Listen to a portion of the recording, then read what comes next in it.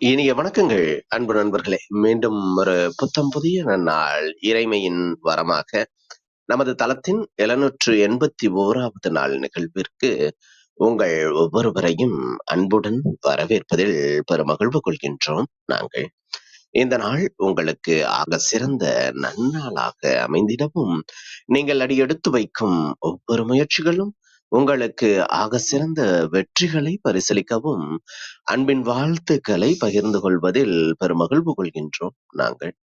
அன்பிற்கினிய நண்பர்களே, நமது நிகழ்வின் முதல் படிநிலையாக இப்பொழுது நாம் நேர்மறை சிந்தனைகளை சிந்திக்க இருக்கின்றோம். இப்பிரபஞ்ச வெளியில் நிக்கமர நிறைந்திருக்கும் பரம்பொருளே, உம்மை வணங்குகின்றோம். உந்தன் அளப்பரிய அன்பினால் எங்களுக்கு கிடைத்திட்ட பெற்றோர்கள், வழிகாட்டிகள், உற்றார் உறவினர்கள், நண்பர்கள் மற்றும் ஒவ்வொரு உயிருள்ள ஆன்மாக்கள் மற்றும் உயிரற்ற பொருட்களுக்காகவும் மனம் நிறைந்த நன்றி. உந்தன் அபரிவிதமான படைப்பால் இப்பூ உலகு எழில் நிறைந்த இயற்கையாலும், நிறை வளங்களாலும், நீடித்த நலன்களாலும், ஆக சிறந்த நேர்மறை எண்ணங்களாலும், இவ்வுன்னத உலகிலும் எங்கள் உயிர் துடிப்புள்ள உள்ளங்களிலும் நீக்கமற நிறைந்துள்ளது. உந்தன் அளப்பரிய அன்பினாலும், அருளினாலும், ஆசிராலும் நாங்கள் ஒவ்வொருவரும் உயர்ந்த உன்னதமான வாழ்வியல் பயணத்தை நிறைவுடனும் நிம்மதியுடனும் அன்றாடம் மேற்கொண்டு வருகின்றோம், ஆக சிறந்த வழிகளில். இதனால் நாங்கள் இச்சமூகத்தின் இன்றியமையாதவர்கள் என்பதையும், சீரிய வழியில் பயணிக்கும் அளவிற்கு ஆக்கப்பூர்வமான வழிகளில் எங்களை அன்றாடம் புதுப்பித்தும் வருகின்றோம்.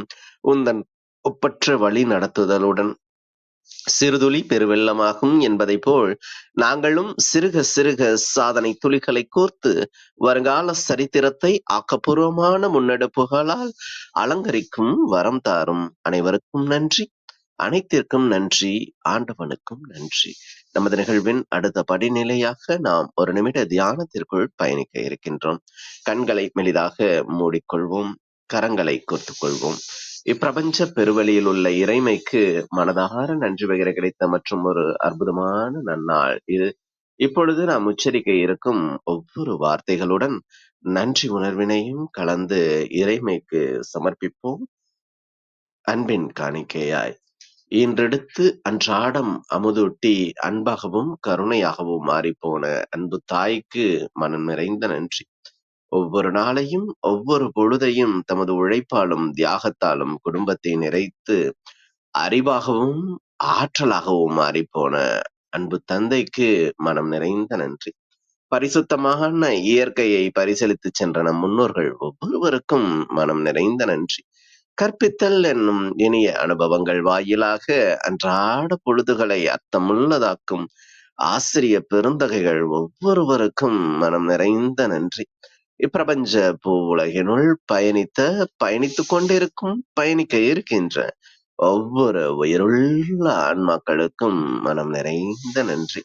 உயிரற்ற பொருட்களாய் வாழ்வின் உடன் வழித்துணையாய் வாழ்வின் பாதையை என்றென்றும் நிறைக்கும் உயிரற்ற பொருட்களுக்கும் மனம் நிறைந்த நன்றி.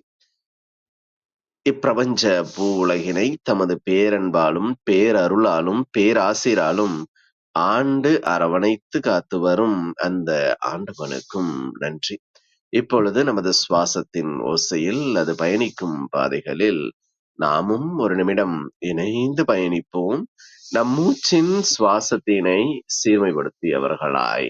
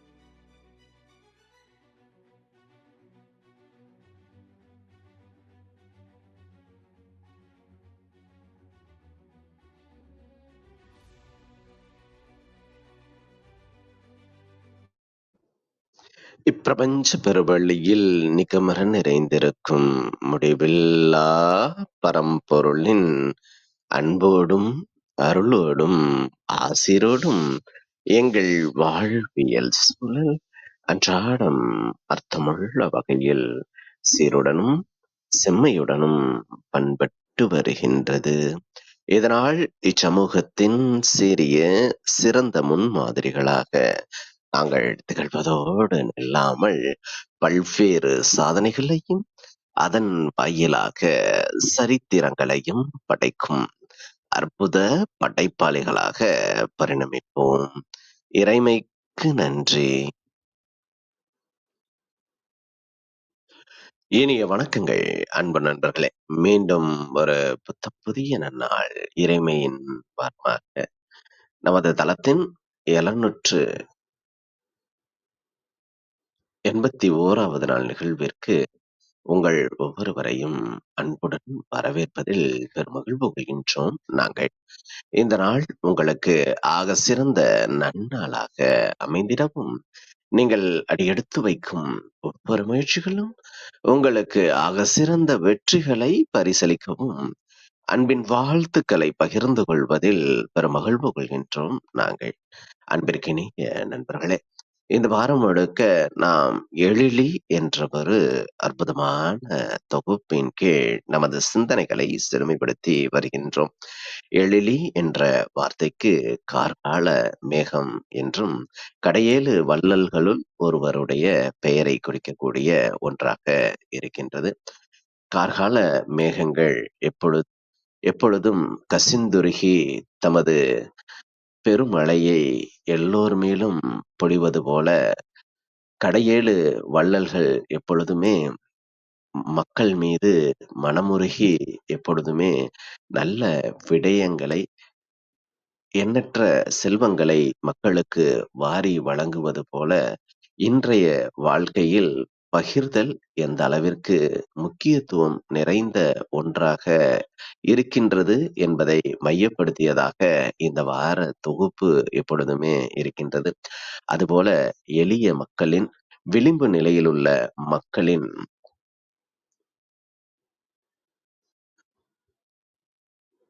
விளிம்பு நிலையிலுள்ள மக்களின் வாழ்வினை எப்பொழுதுமே சீர்தூக்கி பார்த்து, அவர்களுடைய குரலை தமது குரலாக்கி இந்த சமூகத்தின் உயர்விற்காக போராடி வரும் அறப்போர் இயக்கத்திலிருந்து அன்பு ஐயா அறப்போர் ஜாகிர் உசேன் அவர்கள் ஒவ்வொரு மாதமும் நமக்கு ஆக சிறந்த சிறப்புரைகளை, அது மட்டுமல்லாமல் விழிப்புணர்வு பகிர்தலை நமது தளத்தில் பகிர்ந்த வண்ணம் இருக்கின்றார்கள். இந்த விழிப்புணர்வு பகிர்வுகள் எப்பொழுதுமே நம்மோடு மட்டும் நிறுத்திக் கொள்ளாமல், நிறைத்துக் கொள்ளாமல், இந்த சமூகத்தில் இருக்கக்கூடிய விளிம்பு நிலையிலுள்ள மக்களின் குரலாக நாமும் மாற்றம் பெற்று, அவர்களுடைய உரிமையின் குரலாக பரிமாற்றம் பெறும் பொழுது, இந்த நிகழ்வு வெற்றிக்குரிய நிகழ்வாக மாற்றம் பெறுகின்றது. அவ்வகையில் எப்பொழுதுமே சமூக சிந்தனையாளராக, எளிய மக்களின் குரலாக எப்பொழுதும் விளங்கி வரும் அன்பு ஐயா ஜாகிர் உசேன் அவர்களை சொல்லரங்க சொந்தங்களாகிய உங்கள் ஒவ்வொருவரின் சார்பிலும் சரித்திரம் படைப்போம் தளம் இந்நிகழ்விற்கு அவரை வருக வருக வருக என்று வரவேற்பதில் பெருமகிழ்வு கொள்கின்றது. வாருங்கள், அடுத்த 50 நிமிடங்கள் அற்புதமான சிறப்புரையில் இணைப்போம்.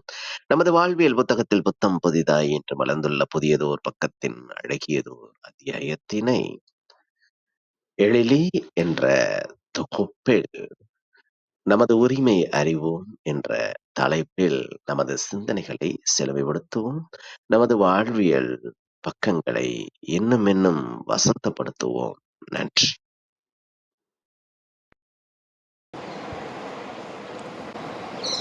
வணக்கம், அனைவருக்கும் அன்பான காலை வணக்கம். ஒலி அளவு சரியா இருக்கு ஐயா நான் பேசுறது? ஐயா மிகச் சரியா இருக்கு. பிரணவன் ஐயா, நீங்க தொடர்ந்து அழைப்பு கொடுத்துக்கிட்டு இருக்கீங்க. உங்களோட படத்தை நீங்க அழுத்தி அதுல இருக்கக்கூடிய அழைப்பை ஏற்று மேல வாங்க. எங்களுக்கு 2 முறை மட்டும் தான் உங்களோட அழைப்பை ஏற்கிறதுக்கான வாய்ப்பு கொடுக்கப்பட்டுள்ளது சொல்லரங்கத்துல. அந்த 2 அழைப்புகளும் தீர்ந்து விட்டதால் உங்களை மேலே அழைக்க இயலவில்லை. பொறுத்தருளவும். ஐயா நீங்க தொடரலாம். நன்றி, நன்றி. நன்றி நன்றி. அனைவருக்கும் மீண்டும் அன்பான காலை வணக்கம். சரித்திரம் படைப்போம் நிகழ்வில் வந்து பங்கெடுக்க வைக்கிறதுக்கு அதுக்கான அழைப்பு கொடுத்து மக்களுக்கு நம்ம செய்யக்கூடிய பணிகளை கொண்டு போய் சேர்க்கிறதுக்கு ஒரு வாய்ப்பு தந்தமைக்கு மிக்க நன்றி. ஆரோக்கிய பிரிட்டா மற்றும் குழுவினர் அனைவருக்கும் சிறந்தாழ்ந்த நன்றிகள். நான் வந்து அறப்போர் இயக்கத்தில் தொடர்ந்து பயணிச்சுக்கிட்டு அது தொடர்பான நிறைய விஷயங்களை இந்த அவையில் வந்து நான் பகிர்ந்திருக்கிறேன். அந்த அடிப்படையில் இன்று வந்து ஒரு அறிமுகம் மட்டும் அறப்போர் இயக்கத்தை பற்றி கொடுத்துட்டு ஒரு குறிப்பிட்ட ஒரு விஷயம் இப்போ வந்து பொறியியல் கல்லூரிகளுக்கான ஒரு கவுன்சிலிங் நடந்துட்டு இருக்கு. நம்முடைய பிள்ளைகளை வந்து நிறைய பேர் வந்து அந்த பொறியியல் படிப்பு படிச்சுட்டு வெளிநாடுகளில் போய் பெரிய லெவலில் பெரிய நிலைக்கெல்லாம் உயர்ந்திருக்கிறாங்க. அந்த பொறியியல் கல்லூரியில் சேர்வதற்கான கலந்தாய்வு இப்போ நடந்துட்டு இருக்கு. வரக்கூடிய 14ஆம் தேதி வரைக்கும் நடக்குது. இது தொடர்பான ஒரு விழிப்புணர்வு தான் இன்னைக்கு நம்ம பார்க்க போகிறோம். அதுக்கு முன்னாடி அறப்போர் இயக்கம் வந்து அரசாங்கம் வந்து வெளிப்படைத்தன்மையோடு செயல்படணும், பொறுப்போடு செயல்படணுங்கிறத வலியுறுத்தி செயல்பட்டு இருக்கக்கூடிய ஒரு மக்கள் இயக்கம். அதில் நிறைய தன்னார்வலர்கள் இணைந்து செயல்படுறாங்க. இந்த அவையில் இருக்கக்கூடியவங்களும் இணைந்து செயல்பட முடியும். அது வந்து ஒரு மக்கள் இயக்கமாக மாறணும் அப்படிங்கிறது தான். இதனுடைய முக்கியமான நோக்கம் என்ன அப்படின்னா, அரசு துறைகளில் நடக்கக்கூடிய சீர்கேடுகளை வெளியில் கொண்டு வந்து அதற்கு காரணமானவர்கள் சட்டப்படி செயல்படணும் அப்படிங்கிறத வலியுறுத்தி நடத்தக்கூடியது தான். சட்டப்படி சட்டத்தை தெரிஞ்சு சட்டத்துப்படி நடக்கணும் அப்படிங்கிறது நம்ம ஒவ்வொருவருடைய கடமையும் கூட. அதோடு இல்லாமல் வெளிப்படைத்தன்மை மற்றும் பொறுப்புடன் செயல்படுவதை வலியுறுத்தி அரசாங்கத்தின் செயல்பாடுகளில் வெளிப்படைத்தன்மையை உறுதி செய்கிறது. அதாவது அரசாங்கம் செய்யக்கூடிய வேலையை நம்ம செய்யக்கூடாது. அரசாங்கத்தை செய்ய வைக்கிறதுக்கான வழிமுறைகள் என்னங்கிறத தெரிஞ்சுக்கிட்டு அரசாங்கத்தை செயல்பட வைக்கிறது. அதிகாரிகள் மற்றும் அரசு பொறுப்பில் இருப்பவர்கள் பொறுப்புடன் செயல்படுவதை நம்ம வலியுறுத்தணும், அதை நம்ம கண்காணிக்கணும். அதுதான் மக்களாட்சி. மக்களாட்சியில் யார் எஜமானர்கள் அப்படின்னா மக்கள் தான் எஜமானர்கள். குடிமக்கள் தங்கள் உரிமைகளை பற்றி அறிந்து கொள்ளவும் ஜனநாயகத்தில் நேரடியாக பங்கு வைக்கவும் நம்ம ஊக்குவிக்கிறோம். கிராமப்புறங்களில் பார்த்தீங்கன்னா அதுக்காக நிறைய குழுக்கள் இருக்குது. மக்கள் நேரடியாக செயல்படக்கூடிய குழுக்கள் நகரத்துலேயும் இருக்குது. பட் அதை பற்றி யாருக்குமே எந்த அக்கறையுமே இல்லை. யாரும் அதை பற்றி அதாவது அதை பற்றி தெரிஞ்சிக்க விரும்பவும் இல்லை. அப்புறம் நீர்நிலைகளை ஆக்கிரமிக்கப்படுவதை தடுத்து அவற்றை பாதுகாப்பது, இதெல்லாம் அறப்போர் இயக்கம் கடந்த காலத்தில் செஞ்சுக்கிட்டு இருக்கு. உதாரணத்துக்கு வில்லிவாக்கத்தில் வந்து இப்போ ஒரு பெரிய கண்ணாடி பாலம் அமைச்சு அந்த ஏரியை புனரமைச்சிருக்காங்கன்னா அது நம்ம மக்கள் நம்ம எல்லாம் சேர்ந்து எடுத்த முயற்சி தான் அது. இல்லாட்டா மெட்ரோ ரயிலுடைய மண்ணை போட்டு மூடி ஒன்றுமே இல்லாமல் ஆக்கி பிளாட் போட்டு ஒரு ஒரு ஒரு ஒரு அதாவது ஒரு ஆக்சுவலாக அந்த இடத்துல வில்லிவாக்கத்தில் என்ன பண்ணணும்னு நினச்சிருந்தாங்கன்னா அதை குடியிருப்பு பகுதியாக மாற்றணும்னு நினச்சிருந்தாங்க. பட் ஆனால் நீர்நிலைகளோட முக்கியத்துவத்தை எடுத்து சொல்லி வழக்கு தொடுத்து தேசிய பசுமை தீர்ப்பாயத்தில் போய் முறையிட்டு அதை அந்த மண் கொட்டின இடத்தெல்லாம் திருப்பி எடுத்து திருப்பி அதை புனர் நிர்மாணிச்சிருக்கோம். இது நம்ம முன்னாடி அதுக்கப்புறம் சிட்டில் பார்க்கோம் ஏரி. இப்போ வந்து வெளிநாட்டு பறவைகள்லாம் நிறைய வருது.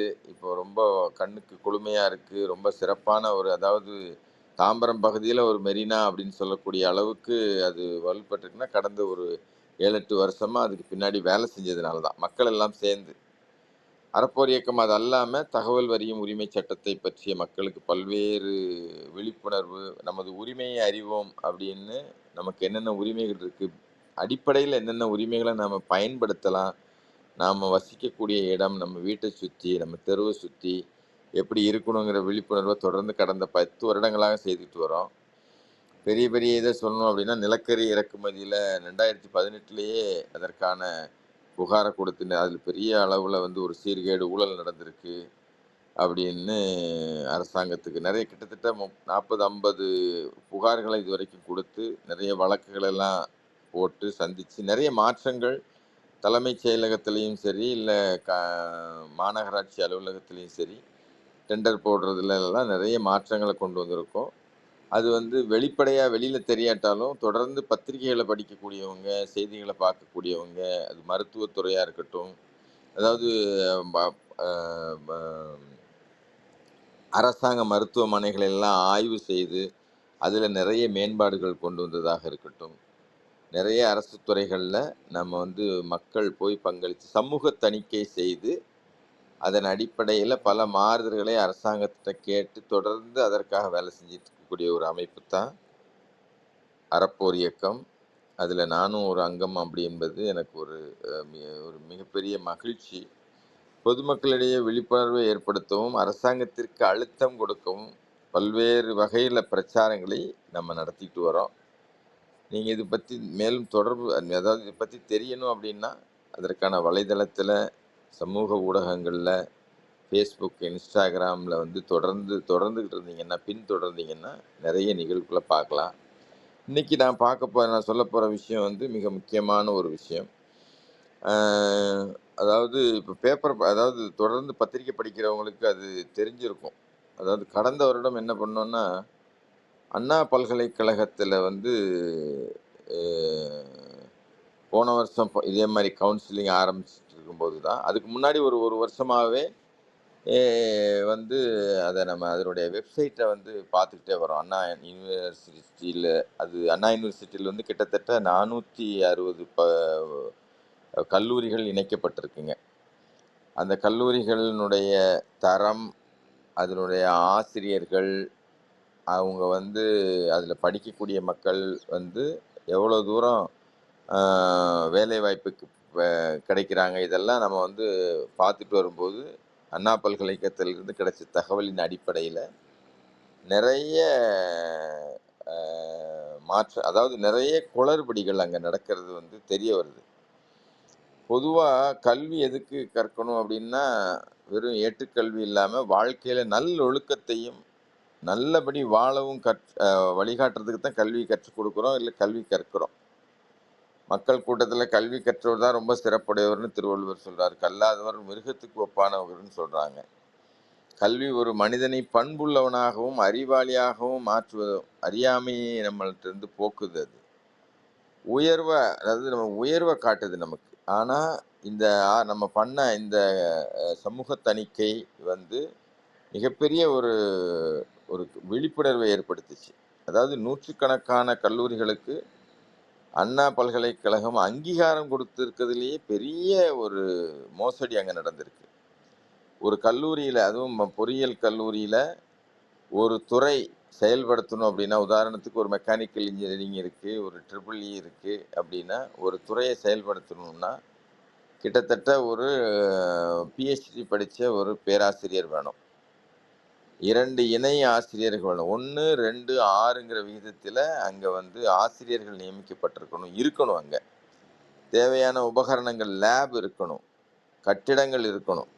இதையெல்லாம் உறுதி செய்யணும் அண்ணா பல்கலைக்கழகத்தினுடைய இதற்கான தனி அமைப்பே அது உள்ள இருக்கு, அண்ணா பல்கலைக்கழகத்துல. ஆனா நமக்கு தெரிஞ்ச வந்து நம்ம வந்து ஒரு புகார் குடுத்தோம். அ அண்ணா பல்கலைக்கழகத்துக்கு அனுப்புனோம், முதலமைச்சருக்கு, கல்வித்துறைக்கு, அப்புறம் வந்துட்டு DVAC, director of vigilance and anti corruption, அவங்களுக்கும் இந்த புகார் அனுப்பணும். என்ன புகார் அனுப்பணும் அப்படின்னா, அஃப்ளிக்ஷன் கமிட்டி, இன்ஸ்பெக்ஷன் கமிட்டி ஒன்று இருக்கு. அண்ணா பல்கலைக்கழகத்தில் இருக்கக்கூடிய கல்லூரிகளை இந்த அண்ணா பல்கலைக்கழகத்தினுடைய இந்த அஃபிலியேஷன் கமிட்டி வந்து ஒவ்வொரு வருடமும் போய் அந்த கல்லூரியை ஆய்வு செய்யணும். சரியான பேராசிரியர்கள் அங்கே இருக்கிறாங்களா? நான் சொன்ன மாதிரி 1, 2, 6 ஒரு பிஹெச்டி படித்த பேராசிரியர் ஒரு துறைக்கு 2 இணை உதவி பேராசிரியர்கள், அப்புறம் 6 பேர் அவங்களுக்கு. இப்படி 1, 2, 6ங்கிற ரேஸில் 9 பேர் இருக்கணும். 20 பேருக்கு ஒரு ஆசிரியர் இருக்கணும். அப்போ தான் தரமான கல்வியை கொடுக்க முடியும் அப்படிங்கிறது மத்திய கல்வித்துறையினுடைய வழிகாட்டுதல். இவங்க இன்ஸ்பெக்ஷன் பண்ணி அந்த அறிக்கையை சமர்ப்பிக்கணும். வெப்சைட்டில் போய் பார்க்கும்போது எந்தெந்த பல்கலைக்கழகங்கள் அண்ணா அண்ணா பல்கலைக்கழகத்தினுடைய இணைப்பு கல்லூரியில் இணைப்போல இருக்குது, அதில் எந்தெந்த பேராசிரியர்கள் வேலை செய்கிறாங்க அப்படிங்கிற தகவல்கள் எல்லாம் பதிவேற்றி இருக்கிறாங்க கடந்த காலத்தில். அதை ஒன்று ஒன்றா பார்க்கும்போது பெரிய ஆச்சரியம் ஏற்பட்டுச்சு. என்ன ஆச்சரியம்னா, ஒரே ஆசிரியர் ஒரு ஆசிரியர் அதாவது அந்த தகுதியற்ற நூற்றுக்கணக்கான கல்லூரிகளுக்கு இவங்க அனுமதி கொடுத்துருக்கிறது தெரியுது. அங்கே வந்து போதிய லேப் இல்லை, ஆசிரியர்கள் இல்லை. ஆசிரியர்கள் இருந்தாலும் ஒரே ஆசிரியர் ஒரு ஆசிரியர் எப்படிங்க 11 கல்லூரியில் பேராசிரியராக இருக்க முடியும்? ரொம்ப ஆச்சரியமாக இருந்துச்சு. 353 பேராசிரியர்கள் ஒரே நேரத்தில் பல கல்லூரிகளில் வேலை பார்க்கறதாக வெப்சைட்டில் தகவல் இருக்கு. நல்லா புரிஞ்சுக்கணும். ஒருத்தர் பிஹெச்டி வாங்கியிருப்பாரு. அவர் செங்கல்பட்டு கல்லூரியிலையும் அவர் பேர் இருக்கும், அவர் ஃபோட்டோ இருக்கும், அவர் தான் இந்த துறைக்கு பேராசிரியர்னு போட்டிருப்பாங்க. நாமக்கல்லையும் இருக்கும், திருச்சியிலையும் இருக்கும். இன்னும் தமிழகத்தில் பல கல்லூரிகளில் ஒரே பேராசிரியர் பேரை போட்டிருப்பாங்க. இது ஒரு பயங்கரமான ஒரு மோசடி. அந்த ஒரே நேரத்தில் பேராசிரியராக வேலை செய்வதாக அண்ணா பல்கலைக்கழகம் அங்கீகரித்து அவங்களுக்கு அனுமதியும் கொடுத்துருக்குறாங்க. இது போன்று 1-2 பேர் இல்லை, 972 முழு நேர பேராசிரியர்கள் இடங்கள் மோசடியாக நிரப்பியதை நம்ம வந்து தொடர்ந்து 6 மாதம் பல்வேறு தன்னார்வலர்கள் இணைந்து ஒரு ஒரு ஒரு ஒரு ஒரு கல்லூரியாக செக் பண்ணி எடுத்ததில் இந்த மாதிரி. ஏன்னா எந்த ஒரு பேராசிரியருக்கும் ஒரு யூனிக் ஐடி கிடையாது. சும்மா அதை பேரை மட்டும் இனிஷியல் அந்த பக்கம் போடுறது, அந்த பக்கம் போடுறது, டேட் ஆஃப் பர்த்தை சின்னதாக மாற்றம் பண்ணிக்கிறது. அதாவது நான் சொன்னேன் இல்லையா, கல்வி கற்பதனுடைய நோக்கமே என்னன்னு புரியாமல் இவங்க பணம் பண்ணுவதே மட்டுமே, மாணவர்களுடைய படிப்பை அதாவது மனசில் வைக்காம எப்படியாவது பணம் பண்ணணும், இல்லை எப்படியாவது மற்றவங்களை ஏமாற்றணுங்கிறதுல தான் குறிக்கோளாக இருந்திருக்கிறத நம்ம பார்க்க முடிஞ்சிச்சு. முழு நேரம் இது எதுக்கு இந்த இடத்துல நான் இந்த தளத்தில் பகிர்றேன் அப்படின்னா, இப்போ கவுன்சிலிங் நடந்துகிட்டு இருக்கு. பிள்ளைங்களை சேர்க்கறதுக்கு முன்னாடி அந்த கல்லூரி வந்து தரமான கல்லூரி தானா, அதில் பேராசிரியர்கள் இருக்காங்களா, அதில் வந்து அவங்க சொல்லக்கூடிய தகவல்கள்லாம் சரிதானா. இப்போ கூட 573 பக்கத்தில் ஒரு பெரிய அறிக்கையே அண்ணா பல்கலைக்கழகம் வெளியிட்டிருக்கு. எந்தெந்த கல்லூரியில் எவ்வளோ பாஸ் அவுட் ஆகுறாங்க, எவ்வளோ பேருக்கு வேலை வாய்ப்பு கிடைக்குதுன்னு. எல்லாமே மோசடியாக அதாவது கிராஸ் செக் பண்ணும் இல்லையா, எந்த தகவலாக எப்பொருள் யார் யார் வாய் கேட்பினும் அப்பொருள் மெய்ப்பொருள் காண்பது அறிவு. அதாவது அது யார் சொன்னாலும் சரி, இப்போ உள்ள தகவல் தொழில்நுட்பம் பெருகி உள்ள இந்த இப்போ ஏஐ வேற வந்துடுச்சு. உதாரணத்துக்கு ஒன்று சொல்கிறேன். பெரம்பலூரில் ஒரு கல்லூரி இருக்குது. அந்த கல்லூரியை பற்றிய தகவலை போட்டிருக்காங்க. நான் பேர் சொல்லி யாரையும் விளம்பரப்படுத்தவோ இல்லை யாரையும் குறைத்து மதிப்பிடவோ நான் இங்கே பேசலை. பொதுமக்கள், நம்முடைய நண்பர்கள், நம்முடைய குழந்தைகள் நல்ல தரமான கல்வியை பெறணும், அவங்க சிறந்த மனிதர்களாக மாறணும். அந்த விழிப்புணர்வை வந்து ஒவ்வொருத்தருக்கும் இருக்கணும். பெற்றோர்களுக்கு மட்டும் இல்லை, நண்பர்கள், உறவினர்கள் எல்லாரும். ஏன்னா நிறைய பெற்றோர்களுக்கு தெரியல இந்த விஷயம். அவங்களுக்கு அதை கொண்டு போய் சேர்க்க வேண்டிய பொறுப்பு நமக்கு இருக்குது.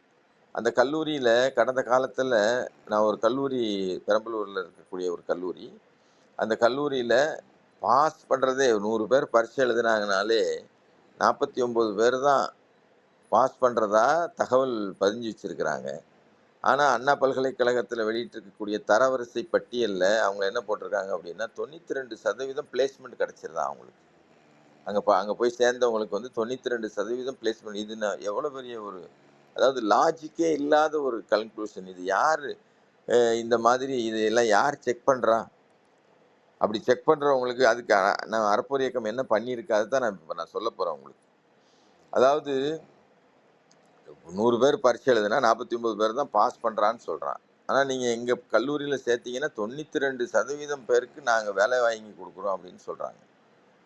அப்படின்னு தரவரிசை பட்டியலில் அவங்க எழுதி வச்சிருக்கிறாங்க. இதெல்லாம் யாரும் செக் பண்ணி பார்க்கல. ஓ, இங்கே படித்தா வேலை கிடச்சிரும், உடனே நல்ல இடத்துக்கு போயிடலாம் அப்படின்னு நினைக்கிறாங்க. ஆனால் தரமில்லாத கல்வியை அது எல்லாமே வந்து மோசடியாக இல்லட்ட வந்து நம்மளை வந்து அதாவது விளம்பரப்படுத்தி இல்லட்ட வந்து ஒரு இல்லாததை இருக்கிறதா காமிச்சு அறியாத மக்களை வந்து அஹ், தங்களுடைய வலைக்குள்ள வீழ வைக்கிறாங்க. படிப்புங்கிறது வந்து எவ்வளோ முக்கியமான விஷயம்.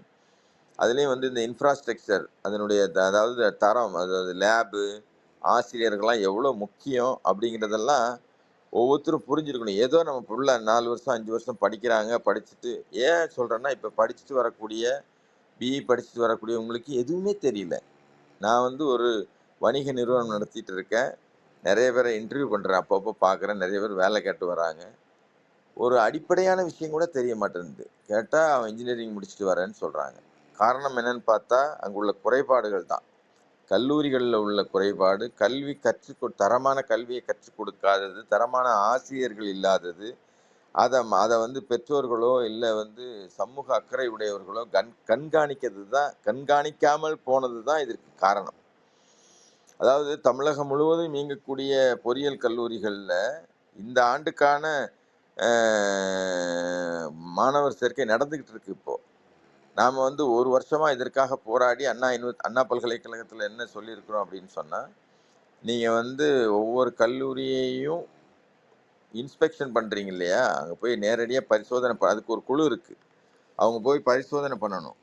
கடந்த கால நமக்கு எப்படி இந்த விஷயமெல்லாம் தெரிய வருது அப்படின்னா, தகவல் அறியும் உரிமை சட்டம் மூலமாக ஒவ்வொரு கல்லூரியிலையும் போய் இவங்க ஆய்வு செய்ததற்கான ஆய்வறிக்கையை வாங்குகிறோம் அவங்கள்ட்ட.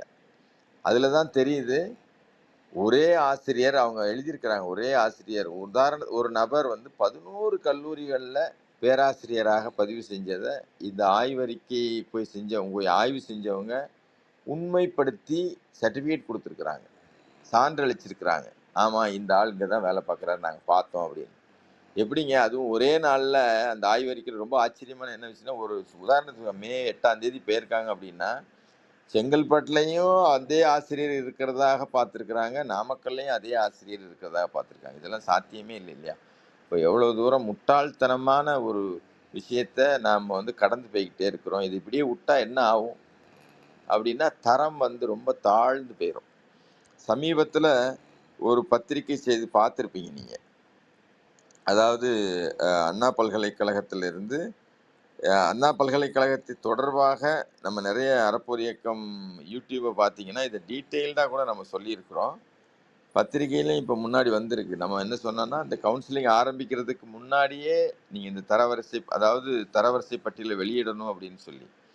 ஆனால் கவுன்சிலிங் ஆரம்பிக்கிறதுக்கு முன்னாடி இந்த வருடம் என்ன பண்ணோன்னா, நம்ம தொடர்ந்து அதை அழுத்தம் கொடுத்துக்கிட்டே இருக்கிறதுனால எல்லா கல்லூரிகளிலையும் போய் தர ஆய்வு செய்யும்போது அதை வீடியோ பதிவு செஞ்சு வச்சிருக்கிறாங்க. மொத்தமே 460 கல்லூரிகள் தான், 440 தான் சிறப்பாக இயங்குவதாக வலைதளத்தில் இருக்குது. பொதுவாக நம்மளும் கேள்விப்படுறோம். அந்த கல்லூரிகளில் 460 தனியார் பொறியியல் கல்லூரிகள், 20 அரசாங்க பொறியியல் கல்லூரி, மொத்தம் 460. ஆனால் ஆக மொத்தமாக 440 தான் செயல்பட்டுக்கிட்டு இருக்கு. இந்த வருடத்தினுடைய ஆரம்பத்தில் இந்த ஆய்வுகளை வந்து மேற்கொள்ளும் போது அவங்க வீடியோ ரெக்கார்ட் பண்ணதுனால முதல்ல என்ன கேள்விப்பட்டோம் அப்படின்னா, கிட்டத்தட்ட 400 கல்லூரிகள் வந்து குறைபாடு உள்ளதாக இருக்கு அப்படின்னா, ஆசிரியர்கள் பற்றாக்குறை, லேப் ஃபெசிலிட்டி, அப்புறம் வந்து கட்டிட வசதி, இதெல்லாம் குறைபாடு இருக்குது. இதெல்லாம் சரி செய்ய சொல்லி நாங்கள் நோட்டீஸ் கொடுத்துருக்குறோன்னு முதல்ல தகவல் பேப்பர் செய்தியே வந்துச்சு. ஆனால் இப்போ சொல்கிறாங்க அதை 141 கல்லூரிகள் அப்படின்னு சொல்கிறாங்க. ஆனால் இப்போ கவுன்சிலிங் நடந்துக்கிட்டு இருக்கு. அந்த 146 கல்லூரிகளுக்கு என்ன அவங்க வந்து விசாரணை பண்ண, என்ன குறைவுகளை 45 நாள் டைம் கொடுத்து நீங்கள் சரி செஞ்சிடணும் அப்படின்னு காலக்கெடு கொடுத்துருக்குறாங்க. ஆனால் இங்கே ஒரு பக்கம் இப்படி காலக்கெடு கல்லூரிகளுக்கு கொடுத்தாலும், இன்னொரு பக்கம் கலந்தாய்வு நடந்துகிட்டு இருக்கு இப்போ பிள்ளைங்களுக்கு. கடந்த 7ஆம் தேதி ஆரம்பித்து இந்த 14ஆம் தேதி வரைக்கும் எந்த கல்லூரியில் சேர்க்கறதுக்கான கலந்தாய்வு நடந்துகிட்டு இருக்கு. இதனுடைய நிலைமை என்ன ஆகும் சொல்லுங்க? குறைபாடு உள்ள, ஆசிரியரே இல்லாத போதிய லேப் வசதி இல்லாத இந்த கல்லூரிகளில் நம்ம பிள்ளைங்க படித்தாங்க அப்படின்னா அவங்களுடைய எதிர்காலம் எப்படிப்பட்டதாக இருக்கும் அப்படிங்கிறத நம்ம ஒவ்வொருத்தரும் யோசிக்கணும். அண்ணா பல்கலைக்கழகம் நம்மளுடைய அதாவது நமக்காக நம்முடைய அதாவது பெரிய பேர் இருக்கு. அண்ணா பல்கலைக்கழகத்தில் படித்தவங்க நிறைய இடத்துல நிறைய அந்த பல்கலைக்கழகத்தினுடைய சேர்ந்த கல்லூரியில் படித்தாலே அவ்வளோ பெரிய மதிப்பு உள்ளதா இருக்கிறது. இப்போ அப்படியே கொஞ்சம் கொஞ்சமாக தரம் தாழ்ந்து வந்து கொண்டே இருக்கிறது. இதை சரி செய்ய வேண்டிய பொறுப்பு மக்களாகிய நம்ம ஒவ்வொருத்தருக்கும் இருக்கு. அரசாங்கம் சரியா செயல்படுதா இல்லையா, இல்லை அரசு அதிகாரிகள் சரியா செயல்படுறாங்களா இல்லையா அப்படிங்கிறத கண்காணிக்கக்கூடிய பொறுப்பு நம்ம ஒவ்வொருத்தருக்கும் இருக்குங்கிறத நம்ம புரிஞ்சுக்கணுங்கிறதுக்காகத்தான் நான் இதை சொல்றேன். இன்னும் அடுத்த கட்டமா நம்ம என்ன செய்யலாம் அப்படின்னா, இதை வந்து இப்போ ஒரு ஒரு சில மக்கள் தான் அதை சொல்லிட்டு இருக்காங்கன்னா, ஒவ்வொருத்தரும் இப்போ ஒரு கல்லூரியில ஒரு பிள்ளைய சேர்த்து விடுறோம் அப்படின்னா, அங்க சரியான பேராசிரியர் இருக்காரா இல்லையா அப்படிங்கிறத தெரிந்து கொள்ள முடியும் நாம. அந்த பள்ளிக்கூடத்தில் உள்ள வெப்சைட்லயும் இருக்கு. அண்ணா பல்கலைக்கழக வெப்சைட்லயும் இருக்கு. இந்த கல்லூரியில யார் பேராசிரியரா இருக்கா? என்ன துறையை தேர்ந்தெடுக்கிறாங்க? அந்த 1, 2, 6 விகிதத்தில் அங்க ஆசிரியர்கள் இருக்காங்களா? ஒருவேளை அந்த மாதிரி ஆசிரியர்கள் இல்லை அப்படின்னு சொன்னா நம்ம என்ன செய்ய முடியும்? என்ன செய்யணும்? அப்படிங்கிற மாதிரி எல்லாமே வலைதளத்துல வெப்சைட்ல இருக்குது. இல்லாட்ட கேட்கலாம். உடனே நம்ம அதாவது ஸ்டூடெண்ட்ஸ் கிரீவன்ஸ் செல் அப்படின்னு சொல்லி அண்ணா பல்கலைக்கழகத்தில் ஒன்று இயங்கிக்கிட்டு இருக்கு. ஒருவேளை ஆசிரியர்கள் இல்லையா, நீங்கள் உடனே புகார் அளிக்கலாம். இந்த கல்லூரியில் சரியான ஆசிரியர்கள் இல்லை அப்படின்னு சொல்லி. இப்போ ஒரு விஷயத்த ஒரு தனி நபர் சொல்வது எப்படி இருக்கும், கிட்டத்தட்ட ஒரு 100 பேர் சேர்ந்து 100 பேர் தனித்தனியாக சொல்றது சேர்ந்து சொல்றது எப்படி இருக்கும் அப்படிங்கிறத யோசிச்சு பாருங்க. ஒருவேளை ஆசிரியர் இல்லையா நம்ம புகார் கொடுக்கலாம். லேப் ஃபெசிலிட்டி சரியா இல்லையா, பிள்ளைங்க வந்து சொல்றாங்களா, எதுவுமே இல்லை, பாடம் நடத்தலை, சரியான ஆசிரியர் இல்லை, அவருக்கே எதுவும் தெரியல, இப்படிலாம் நிறைய குறைபாடுகள் இருக்கு அப்படின்னா உடனே நம்ம வந்து இதை புகார் கொடுக்கணும். முதல்ல ஃபீஸ் ஸ்ட்ரக்சர் அரசாங்கம், அதாவது இது எதுவுமே இல்லாமல் ஃபீஸ் மட்டும் எக்கச்சக்கமாக வாங்குறாங்க. 55,000 ரூபா தான் அரசாங்கம் நிர்ணயிச்சிருக்கக்கூடிய கல்வி கட்டணங்க இந்த வருஷத்துக்கு. ஆனால் நம்ம என்ன பண்ணுறோம், சீட்டு கிடைக்காதோ, அவங்க சொல்கிறதுக்கு எல்லாம் நம்ம சரி சரின்னு சொல்லிட்டு அதை வந்து புகார் அளிக்கிறது இல்லை. எவ்வளோ தூரம் புகார்கள் அதிகமாக வருதோ, முந்தி வந்து வாயால் சொல்கிறது இல்லை புகார், இப்போ ஆன்லைனில் சொல்கிறோம். நம்ம ஆன்லைனில் சொல்லும்போது அவ்வளோ கணக்காகப்படுது, அது வந்து ஒரு கால்குலேஷனுக்கு வருது. அப்போ இவ்வளோ புகார்கள் வந்திருக்கு, ஏன் இவ்வளோ புகார் வந்திருக்கு அப்படிங்கிற அந்த கவனத்தை பெறும் அப்படி. அப்போ பெற்றோர்களாகிய நாமளும் சரி, இல்லை நமக்கு தெரிந்த பெற்றோர்கள் பிள்ளைங்களை வந்து பொறியியல் கல்லூரியில் சேர்க்குறாங்கன்னா அவங்கள வந்து அதிகாரப்படுத்துறது இல்லை, அவங்களுக்கு சொல்லி கொடுக்கறது நம்மளுடைய ஒவ்வொருத்தருடைய கடமை. அப்போ என்னென்ன விஷயத்துக்கெல்லாம் நம்ம புகார் கொடுக்கலாம், எப்படி இதை சரி பண்ணலாம் அப்படின்னு யோசித்தோம் அப்படின்னா, நிச்சயமாக வந்து இந்த விழிப்புணர்வை எல்லாருக்கும் ஏற்படுத்தணும். இப்படி ஒரு விஷயம் நடந்துக்கிட்டு இருக்கு. கடந்த 1-1.5 வருஷமாக அண்ணா யூனிவர்சிட்டியில் இந்த மாதிரியான பேராசிரியர்களை அதாவது பேராசிரியர்கள் மோசடியும் சரி, அவங்களுடைய இன்ஃப்ராஸ்ட்ரக்சரும் சரி, கேள்விக்குறியான நிலையில் இருக்கு. இந்த வருஷம் 400 கல்லூரிகள்னு முதல்ல சொன்னாங்க. அப்படியே பல்ட்டி அடிச்சு திருப்பி 141ன்னு சொல்றாங்க. இந்த கல்லூரிகள்லாம் யாரு ஓன் பண்றது அப்படின்னு பார்த்தீங்க அப்படின்னா, அந்தந்த பகுதியில் உள்ள அமைச்சர்கள், அரசியல்வாதிகள், எல்லா கட்சிக்காரங்களும் இதில் இருக்காங்க. ஒரு கட்சி 2 கட்சியெல்லாம் இல்லை, எல்லா கட்சிக்காரங்களும் பள்ளிக்கூடம் நடத்துகிறாங்க. அவங்களுடைய செல்வாக்கை பயன்படுத்தி அவங்க வந்து இதை கடந்து போகிறாங்க. இதை வந்து ஒன்றுமே நடக்காத மாதிரியான ஒரு பிம்பத்தை ஒரு பெரிய, அதாவது கல்வி தந்தைகளாக இருந்து பெரிய விஷயம் பண்ணுறதாக நினச்சிட்டு இருக்கிறாங்க. ஆனால் உண்மையான தரம் அது வல்ல அப்படிங்கிற விஷயத்த இந்த நேரத்தில் நம்ம ஒவ்வொருத்தரும் தெரிஞ்சுக்கணும் அப்படிங்கிறதுக்காக தான் நான் இங்கே பதிகிறேன். இன்னும் நம்ம வந்து இதுக்கு என்ன செய்யலாம், எப்படி இந்த மாதிரி விஷயங்களை சரி செய்யலாம், நாளைக்கு வந்து அதாவது ஒரு தவறு நடக்க ஆரம்பிச்சிருச்சுன்னு தெரியும் போது எவ்வளோ முனைப்போட நம்ம செயல்படணும், செயல்பட்டால் அதை வந்து அந்த விஷயத்தை சரி பண்ணலாம் அப்படிங்கிறதுக்கு இப்போ கடந்த 2 நாளைக்கு முன்னாடி, கடந்த ஆண்டுகளில் அறப்போர் கொடுத்த அண்ணா பல்கலையும் கொடுத்த புகார்களில் ஜீரோ அக்கௌண்டபிலிட்டி. அதாவது இந்த ஆண்டு 400 கல்லூரிகளில் குறைபாடுகளாக கண்டுபிடிக்கப்பட்டு கல்லூரிகளுக்கு நோட்டீஸ் மட்டும் அனுப்பியிருக்கிறதா அவங்க சொன்னாங்க. செய்திகளில் இதான் வந்துச்சு. ஆனால் இதுவரைக்கும் எந்த கல்லூரியிலையும் எந்த நடவடிக்கையும் எடுத்ததா தெரியவில்லை. காரணம் என்ன? நம் மக்கள் அழுத்தம் கொடுக்கல. இப்போ சமீபத்தில் பார்த்துருப்பீங்க, நிறைய அதாவது கிராமப்புறங்களை நகர்ப்புற உள்ளாட்சிகளோட இணைப்பதற்காக அரசாங்கம் அதாவது அறிவிப்பு கொடுத்த உடனே அந்தந்த பகுதியில் உள்ள மக்கள் வந்து களத்தில் இறங்கி தெருவில் வந்து போராடினாங்க. எங்கள் கிராமத்தை வந்து கிராமமாகவே இருக்கட்டும், நகர்ப்புறமாக மாற்றக்கூடாது. இந்த அதாவது ரியல் எஸ்டேட் மாஃபியாக்கள் காரணமாகத்தான் இது வந்து நகர்ப்புறமாக மாறுவதற்கான ஏற்பாடுகளை அரசாங்கம் செய்யுது. ஏன்னா கிராமப்புறமாக இருந்தால் மட்டுமே தான் எங்களுக்கான எல்லா சலுகைகளையும் நாங்கள் பெற முடியும். உதாரணத்துக்கு 100 நாள் வேலை. இது எதுக்கு நான் இதை நடுவில் சொல்கிறேன் அப்படின்னு சொன்னால், எங்கெங்கெல்லாம் மக்கள் போராட்டம் பண்ணி இல்லாட்ட வந்து அதுக்கு எதிர்ப்பு குரல் கொடுத்து எதிர்ப்பை பதிவு செய்கிறாங்களோ, அரசாங்கம் வந்து மக்களுக்கு தான் பயப்படும். அரசாங்கம் யாருக்கு பயப்படும்னா, மக்கள் திரள் ஒன்றா சேர்ந்து ஒரு விஷயத்தை சொல்கிறாங்க அப்படின்னா அவங்களுக்கு தான் அரசாங்கம் பயப்படும். அரசாங்க அதிகாரிகள் பதில் சொல்லி ஆகணும்.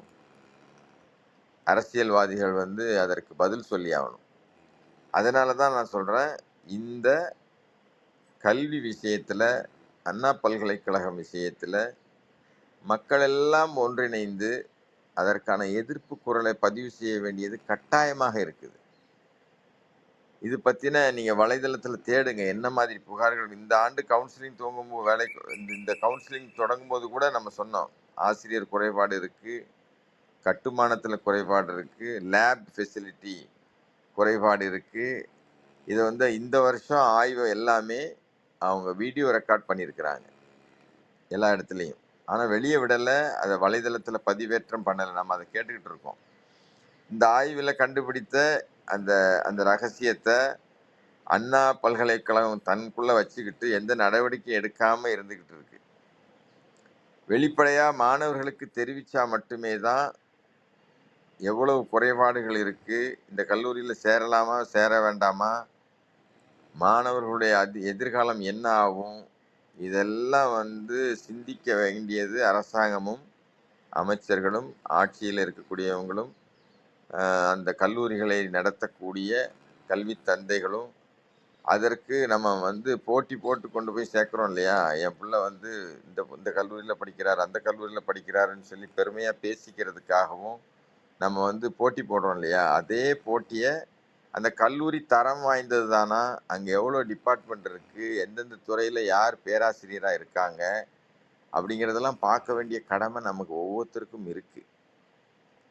அப்படி பார்த்தா மட்டுமே தான் நல்ல ஒரு அதாவது கல்லூரி மற்றும் அதாவது நம்ம என்ன கேட்குறோம் எப்படின்னா, ஒவ்வொரு கல்லூரி அங்குள்ள குறைபாடுகள் பட்டியல் நீங்கள் கண்டுபிடிச்சிங்களா, இப்போ இன்ஸ்பெக்ஷன் பண்ணும்போது அதை வெளியிடுங்கன்னு கேட்குறோம். தகுதியற்ற கல்லூரிகளை இந்த ஆண்டு கலந்தாய்வுலேருந்து நீங்கள் நீக்குங்கன்னு சொல்லியிருக்கிறோம். ஆனால் எந்த கல்லூரி 1.5 வருஷமாக இந்த இது நடந்துக்கிட்டு இருந்தாலும் ஒரு கல்லூரியை கூட அவங்க தகுதி நீக்கம் செய்யலை. மாணவர்கள் சேர்க்கை, உரிய ஆய்வகங்கள், உரிய தகுதியான கல்வி நிலையங்கள் மட்டுமே இந்த ஆண்டு கலந்தாய்வில் நீங்கள் அனுமதிக்கணும்னு கேட்குறோம். இதை வந்து நம்ம திருப்பி திருப்பி கேட்டுக்கிட்டே இருக்கிறோம். ஆனால் எந்த முன்னேற்றமும் இல்லை. ஆட்சி அதிகாரத்தில் இருக்கக்கூடியவங்க தொடர்ந்து அது நடந்துக்கிட்டே இருக்கு. அதை மக்கள் இயக்கமாக மாற்றணும் அப்படிங்கிற அடிப்படையில் தான் நான் இப்போ இதை சொல்கிறேன். நான் வெளிநாட்டில் இருக்கேங்க, நாங்கள் இதுக்கு என்னங்க செய்ய முடியும் அப்படின்னு ஒவ்வொருத்தரும் கேட்கலாம்.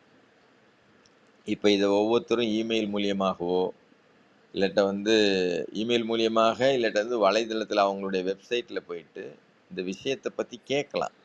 என்னங்க, ஏன் எப்போ வெளிப்படையாக போடுவீங்க, எப்போ இதை கொடுப்பீங்க, நாங்கள் வெளிப்படையாக தெரியணும். அரசாங்கம் வந்து டிரான்ஸ்பரன்சி அண்ட் அக்கௌண்டபிலிட்டி, அரசாங்கத்தை வந்து வெளிப்படையோட அரசாங்கம் செயல்படணும். மக்கள் கேட்டால் சொல்லக்கூடிய கடமை ஒவ்வொருத்தருக்கும் இருக்குது. இதை நம்ம ஒவ்வொருத்தரும் மனசில் எடுத்துக்கணுங்கிறதுக்காக தான் இது எவ்வளோ முக்கியமான விஷயம்னு பாருங்கள். இது எங்கே போய் முடியும்னு பாருங்கள். இப்படியே நம்ம விட்டுட்டா, கேட்காம விட்டா எங்கே போய் முடியும்?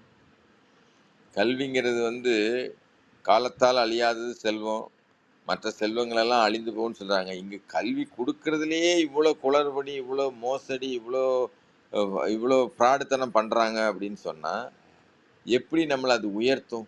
அதுவும் கல்வி கற்றவர்கள் பாரதியார் சொன்னார் இல்லையா? படித்தவன் சூதும் வாதும் செய்தால் ஐயோ! ஐயோ! நான் அப்புறம் ஐயா அர்த்தனாரியா தான் அத பத்தி சொல்லணுங்க. கேட்டுக்கிட்டு இருக்காரு ஐயா. அதாவது ஐயோ! ஐயோன்னு போயிருவாங்க. அத நம்ம புரிஞ்சுக்கணும் நாம. நம்ம எதுக்கு கல்வி, நம்ம நம்ம சூழ்நிலை அதாவது வெறும் அரசாங்க ஆஸ்பத்திரியில மட்டும் இந்த குறைபாடு இல்ல. சுற்றுப்புற சூழல்ல மட்டும் குறைபாடு இல்ல. கல்வியிலயும் இப்ப கை வச்சிருக்கிறாங்க. அதுவும் முக்கியமா பொறியியல் கல்லூரிகள். இப்ப நம்ம பார்க்குறோம் பாலம் இடிஞ்சு விழுந்துருச்சு. அது சரியில்ல. கட்டுன உடனே அதாவது ரோடு போட்டுட்டு இருக்காங்க. 3 வருஷம் அந்த ரோடு வந்து தரமானதா இருக்கணும்னு ஒரு மழை பெஞ்ச உடனே பேத்துக்கிட்டு வந்துருது. இதெல்லாம் யார் பார்க்குறாங்க? இந்த மாரி பொறியியல் மாணவர்கள் தான் போய் இன்ஸ்பெக்ஷன் பண்ணணும். அவன் ஒண்ணுமே தெரியலன்னா எப்படி அவன் அது பண்ண முடியும்?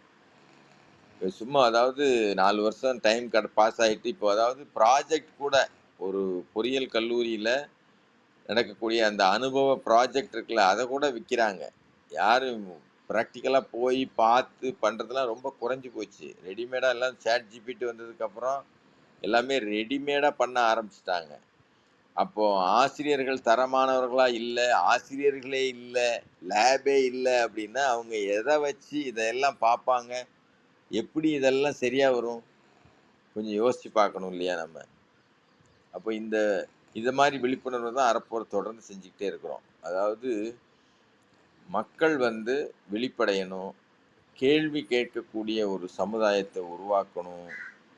ஜனநாயகத்துல மக்கள் சட்டப்படி யார் வேணாலும் சரி சட்டப்படி இருக்கிறீங்களா? அப்படின்னு நம்ம வந்து நம்ம முதல்ல சட்டப்படி இருக்கணும்.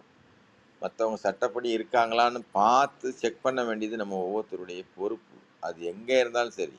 அது கல்வித்துறையாக இருந்தாலும் சரி, இல்லாட்ட வந்து மருத்துவத் துறையாக இருந்தாலும் சரி,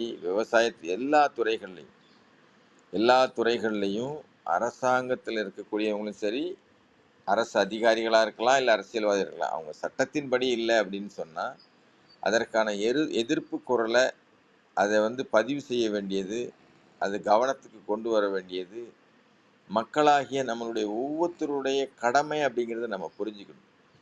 ஏதோ நமக்கென்ன ஓட்டு போட்டா மட்டும் போதும். ஓட்டு போட்டதோட நம்மளுடைய பணி முடிஞ்சிருச்சு. அதுக்கப்புறம் அதுவும் கூட காசு இப்ப அதுக்காகவும் நம்ம ஒரு பிரச்சாரத்த முன்னெடுத்துருக்கோம். அதையும் நான் சொல்றேன் இப்போ. இந்த அண்ணா பல்கலைக்கழகம் முடிச்ச உடனே நான் அதையும் சொல்றேன். அதனால இந்த அண்ணா பல்கலைக்கழகத்துல நடக்கக்கூடிய இந்த விஷயத்த முதல்ல நீங்க புரிஞ்சுக்கங்க, தெரிஞ்சுக்கிடுங்க. என்ன மாதிரியான குளறுபடி அங்க நடந்துகிட்டு இருக்கு? இத நாம எப்படி சரி செய்யலாம்? நம்ம எல்லாரும் சேர்ந்து சரி செய்யலாம். அதாவது ரத்த தானம் குடுக்குறாங்க அப்படின்னு சொன்னா, நம்ம வீட்ல உள்ளவங்கள மறந்துட்டு, வெளியில யாராவது தரமாட்டாங்களான்னு பார்க்குறோம். வீட்லயே நெறைய பேர் இருக்கிறாங்க. அத பார்க்கறதில்ல.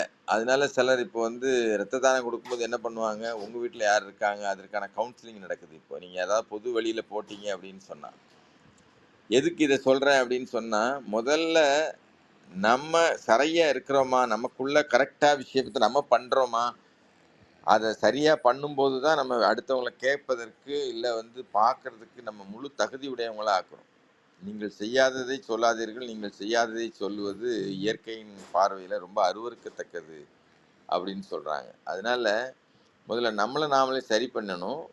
அப்புறம் சுற்றி இருக்கக்கூடியவங்க எல்லாம் சரியா நடக்குதான்னு பார்க்கணும். நம்மள சரி பண்றது ரொம்ப எளிமை.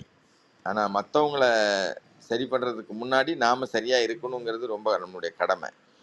அதனால இந்த விஷயத்துல நாம மிக மிக முக்கியமான ஒரு விஷயம். ஏன்னா ஒரு விஷயத்த வந்து எப்ப நமக்கு தெரிய வருதோ, இல்ல யாராவது தெரிவிக்கிறாங்களோ, அத அப்படியே கடந்து போயிறாம, ஏதாவது ஒரு விஷயத்த நம்ம செய்றதுக்கான முயற்சிய எடுக்கணுங்கிறதுக்காக தான் இத வலியுறுத்தி சொல்றேன்.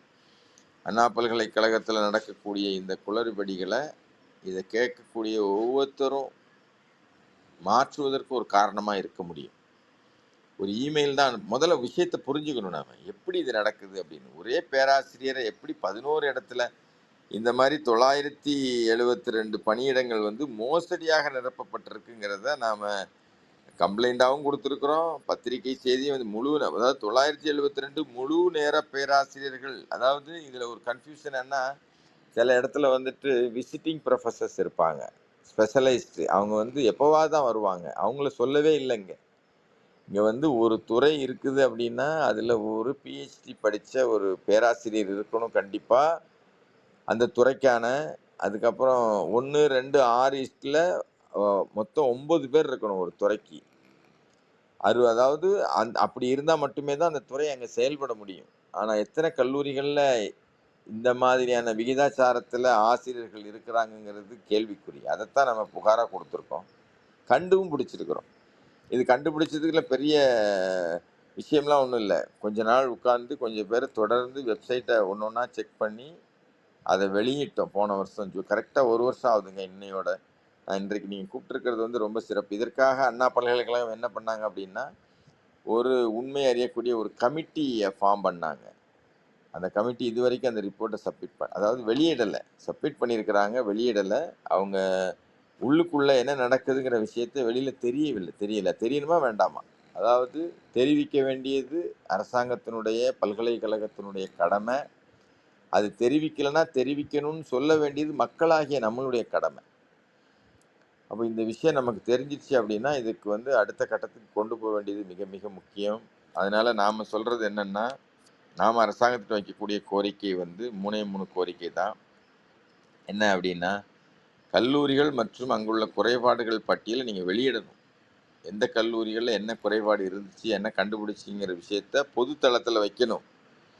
தகுதியற்ற கல்லூரிகள உடனே நீக்கணும். இந்த கலந்தாய்வு முடியறதுக்குள்ள நீக்கணும். மாணவர் சேர்க்கை ஆய்வகங்கள் உரிய தகுதியான கல்வி நிலையங்கள்ல மட்டுமே இந்த ஆண்டுக்கான அதாவது எல்லாருமே தவறு செய்றாங்கன்னு சொல்லல. தவறு செய்றவங்கள, அந்த தவற கண்டுக்காம போறவங்கள நீங்க வந்து கண்டீங்க. இல்ல அவங்கள வந்து நீக்குங்க. அந்த தகுதியிலிருந்து நீக்குங்க. ஏன்னா மக்கள் வந்து அரசாங்கம் சொல்லக்கூடிய விஷயத்த எல்லாத்தையும் அப்படியே நம்பக்கூடிய மக்களா இருக்கிறாங்க. ஆனா அதுல தகவல்கள் சரியா இல்லங்கிறது தான் நம்ம ஆய்வுல கண்டுபிடிச்ச விஷயங்கள். இத வந்து நம்ம அமைச்சர் உயர்கல்வித்துறை அமைச்சருக்கு கொண்டு போயிருக்கோம். அந்த துறையினுடைய செயலாளருக்கு கொண்டு போயிருக்கோம். தொழில்நுட்ப ஆணையருக்கும் கொண்டு போய் சேர்த்திருக்கோம். அண்ணா பல்கலைக்கழக பதிவாளருக்கும் தொடர்ந்து சொல்லிக்கிட்டே இருக்கிறோம். நீங்க வந்து இந்த ஆய்வறிக்கைய வெளியிடுங்க, வெளியிடுங்க, வெளியிடுங்க. எந்தெந்த கல்லூரிகள்ல என்ன குறைபாடுகள கண்டுபிடிச்சிருக்கிற பட்டியல கொடுங்க. அத பார்த்து மாணவர்கள் சேர்க்கணும் அப்படின்னு. இப்ப ரைட் இத வந்து அரசாங்கத்திட்ட கேட்டிருக்கோம். இப்ப மக்களாகிய நாம் என்ன செய்யணும் அப்படின்னா, கல்லூரியில உள்ள கல்வி கட்டணத்துக்கு கட்டணம் கேட்கறாங்களா? உடனே அதற்கான அ ஸ்டூடண்ட்ஸ் கிரீவன்ஸ் செல்ல அத நீங்க புகாரா பதிவு பண்ணுங்க. ஒருவேளை பள்ளிக்கூடத்துல கல்லூரியில சேர்த்துட்டீங்க, அங்க ஆசிரியர்கள் இல்ல அப்படின்னு உங்களுக்கு தெரிய வருது. அத முதல்ல புகாரா குடுங்க. இல்ல பிள்ளைங்க படிச்சுட்டு இருக்கிறாங்க, கல்வியின் தரம் சரியில்ல, கம்ப்ளைண்ட் பண்றாங்க பிள்ளைங்க வந்து நம்மள்ட்ட சொல்றாங்க அப்படின்னு சொன்னா, நீங்க வேறு கல்லூரிக்கு மாற்றணும். தரமான கல்லூரிய கண்டுபிடிச்சு மாற்றிக் கொள்வதற்கான முழு உரிமை இருக்கு. அண்ணா பல்கலைக்கழகத்துக்குள்ள வேற பல்கலைக்கழகங்கள்ல கொண்டு போய் சேர்க்கிறதுக்கு. அப்படி சேர்க்கும்போது அவங்க என்ன சொல்லுவாங்க, 1 வருஷம் ஃபீஸ் தரணும், 2 வருஷம் ஃபீஸ் அப்படிலாம் சட்டத்துல இல்ல. அத வந்து நம்ம புகாரா குடுக்கலாம். அந்த மாரி எங்கள வந்து அ அதாவது ட்ரான்ஸ்ஃபர் பண்றதுக்கு அனுமதிக்க மாட்டேன்றாங்க. இந்த கல்லூரியில தரம் இல்லாதனால நாங்க ட்ரான்ஸ்ஃபர் பண்றோம்னா, அத ட்ரான்ஸ்ஃபர் பண்றதுக்கு அனுமதிக்கல அப்படிங்கிறத கூட நாம புகாரா எவ்வளவு அதிகமான புகார்கள நம்ம குடுக்குறோமோ, அவ்வளவுக்கு அவ்வளோ அது கவனம் பெறும். அரசாங்கத்தினுடைய கவனத்தை பெறும். இத கண்காணிச்சிட்டு இருக்கக்கூடிய உங்களுடைய மத்திய கட்டுப்பாட்டுல இருக்கக்கூடிய அந்த கல்வி கட்டுப்பாட்டுல இருக்கக்கூடிய அந்த அந்த அதாவது உரியவங்களுக்கு எல்லா இடத்துலயும் எல்லாரும் மோசமானவங்களா இருக்காங்கன்னா இல்ல. கொஞ்சம் பேர் தான் அந்த மாதிரி கரப்ஷன்லயும், மோசமான குணத்திலயும், பணம் பண்ணணுங்கிற குணத்திலயும் இருக்கிறாங்க. ஆனா நெறைய நல்லவர்கள் இருக்கிறாங்க. அவங்க வந்து இத யாராவது வந்து வெளிய கொண்டு வர மாட்டாங்களா? இத யாராவது சொல்ல மாட்டாங்களா? அப்படிங்கிறத காத்துக்கிட்டு இருக்கிறாங்க. அப்போ மக்களாகிய நம்ம அதற்கான முனைப்பு எடுக்கும்போது மட்டும் தான், நிச்சயமா இந்த மாற்றத்திற்கான சாத்தியங்கள் இருக்கு. இது நான் ஏதோ ஒரு 1/2 மணி நேரம், 3/4 மணி நேரம் பேசிட்டு போயிட்டேன் அப்படிங்கிறத கடந்து போகாம, தயவு செய்து இதற்காக கொஞ்சம் நேரம் செலவு பண்ணுங்க. இத பத்தி புரிஞ்சுக்குங்க. இத சரி பண்ணுவதற்கு என்னலாம் செய்யலாம் அப்படிங்கிற ஆலோசனைய நீங்கள் கேளுங்க, செய்யுங்க. தெரிஞ்ச விஷயத்த அதாவது புகார் கொடுக்கறதுக்கு வந்து பெரிய விஷயம் கிடையாது. உடனே நம்ம வந்து புரிஞ்சுக்கிட்டு, இப்போ நம்ம விசாரிச்சாலே தெரிஞ்சிடும். நம்ம சர்க்கிளில் யார் கலந்தாய்வில் கலந்துருக்கீங்க, எந்த காலேஜுக்கு போகிறாங்க, அந்த காலேஜை பற்றிய தகவல்களை நீங்கள் போய் செக் பண்ணுங்கள். யார் வேணாலும் போய் செக் பண்ணலாம் இல்லையா? அந்த காலேஜினுடைய தரம் எப்படி இருக்குது, அங்கே எந்தெந்த துறைகள் இருக்குது, எத்தனை ஆசிரியர்கள் இருக்கிறாங்க, இதே ஆசிரியர் வேற அண்ணா பல்கலைக்கழக வெப்சைட்டுக்கு போயாச்சுன்னா ஒரு கல்லூரியாக பார்த்தோன்னா தெரிஞ்சிடும் நமக்கு. இப்படி பார்க்கும்போது தான் ஒரே பேராசிரியர் 11 இடத்துல பதிஞ்சு வச்சிருக்காருங்கிற விஷயம் தெரிஞ்சிச்சு. இப்படி 1 2 பேர்ல 352 பேராசிரியர்கள் 972 இடத்த வேற வேற வேற வேற இடங்கள்ல அவங்க வந்து நிரப்பி இருக்கிறாங்க. இதைத்தான் நம்ம வந்து புகாரை கொடுத்துருக்கோம். அதனால தயவு செய்து எல்லோரிடமும் நான் வைக்கக்கூடிய அன்பான வேண்டுகோள், அதிகாலையில் வந்து இந்த மாதிரி விஷயங்களை தினசரி கேட்குறோம். யாரையும் குறை சொல்வதற்காகவோ இல்லை எதையும் குற்றம் கண்டுபிடிப்பதற்காகவோ நாம் வந்து இங்கே இல்லை. ஆனால் நம்ம முன்னாடி நடக்கக்கூடிய இந்த மாதிரியான குளறுபடிகள், சீர்கேடுகளை கண்டும் காணாமல் போகிறது வந்து மிகப்பெரிய ஒரு தவறு. அதாவது இந்த உலகம் கெட்டு போனதுக்கு காரணம் கெட்டவங்களால கிடையாது. முதல்ல புரிஞ்சுக்கணும். நம்ம நல்லவங்கன்னு சொல்லிக்கிட்டு இருக்காங்க இல்லையா, அவங்க செயல்படாதது தான் இந்த உலகம் கெட்டு போகிறதுக்கு காரணம். இந்த சரித்திரம் படைப்போம் குழு வந்து கடந்த 781வது நிகழ்வு நடத்தி நிறைய விஷயங்கள் இங்கே பேசப்பட்டிருக்கு.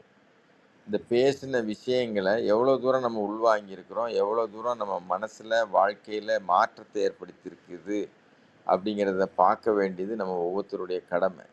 நான் இது வரைக்கும் ஒரு 4 5 நிகழ்வுகளில் கலந்துட்டு இருக்கேங்க. அந்த நிகழ்வுகள்லாம் திருப்பி திருப்பி சொல்லிக்கிட்டு வரக்கூடிய விஷயங்கள் எல்லாமே மக்கள் அதிகாரம் இருக்குது, ஒவ்வொரு மக்கள்கிட்டையும் அதிகாரம் இருக்குது. அதை தெரிந்து அதை செயல்படுத்துவது நம்ம ஒவ்வொருத்தருடைய கடமை. அதற்கு பதில் சொல்ல வேண்டியது அவங்களுடைய அதாவது கேள்வி கேட்கறது நம்மளுடைய உரிமை, பதில் சொல்ல வேண்டியது அரசாங்கத்தினுடைய கடமை. நாம் தேர்ந்தெடுத்திருக்கோம். நம்ம தான் இங்கே ராஜா. மக்களாட்சியில் மக்கள் தான் ராஜா. நம்ம மற்றவங்க எல்லாமே சேவகர்கள் தான், அரசு ஊழியர்கள் தான். அவங்க நமக்கு ஊழியம், அது வந்து அவங்க எந்த துறையில் இருந்தாலும் சரி நமக்கு அவங்க ஊழியம் செய்கிறாங்க. அப்போ நம்ம ஒருத்தரை வேலைக்கு வச்சுருக்குறோம் அப்படின்னா அவங்க சரியான வேலை செய்யலை அப்படின்னு சொன்னால், அப்படியே நம்ம வீட்டில் ஒருத்தவங்களை வேலைக்கு வச்சுட்டு அவங்க வந்து தப்பும் தவறும் பண்ணுறாங்க, நம்ம வீட்டில் உள்ளதெல்லாம் வந்து அதாவது சரியாக வேலை செய்கிறதில்ல, இல்லை சம்பளம் வாங்கிட்டு சரியாக வேலைக்கு வர்றதில்ல, இல்லை தவறு பண்ணுறாங்க, திருடுறாங்க, இல்லை ஏதோ ஒரு தவறு பண்ணுறாங்கன்னு நம்ம அப்படியே கடந்து போக மாட்டோம். அரசாங்கங்கிறது சின்ன வீடு இல்லை, அதாவது பெரிய நம்மளுக்கான எல்லாருடைய மொத்த பணத்தையும் நிர்வகிக்கக்கூடிய ஒரு இடம்.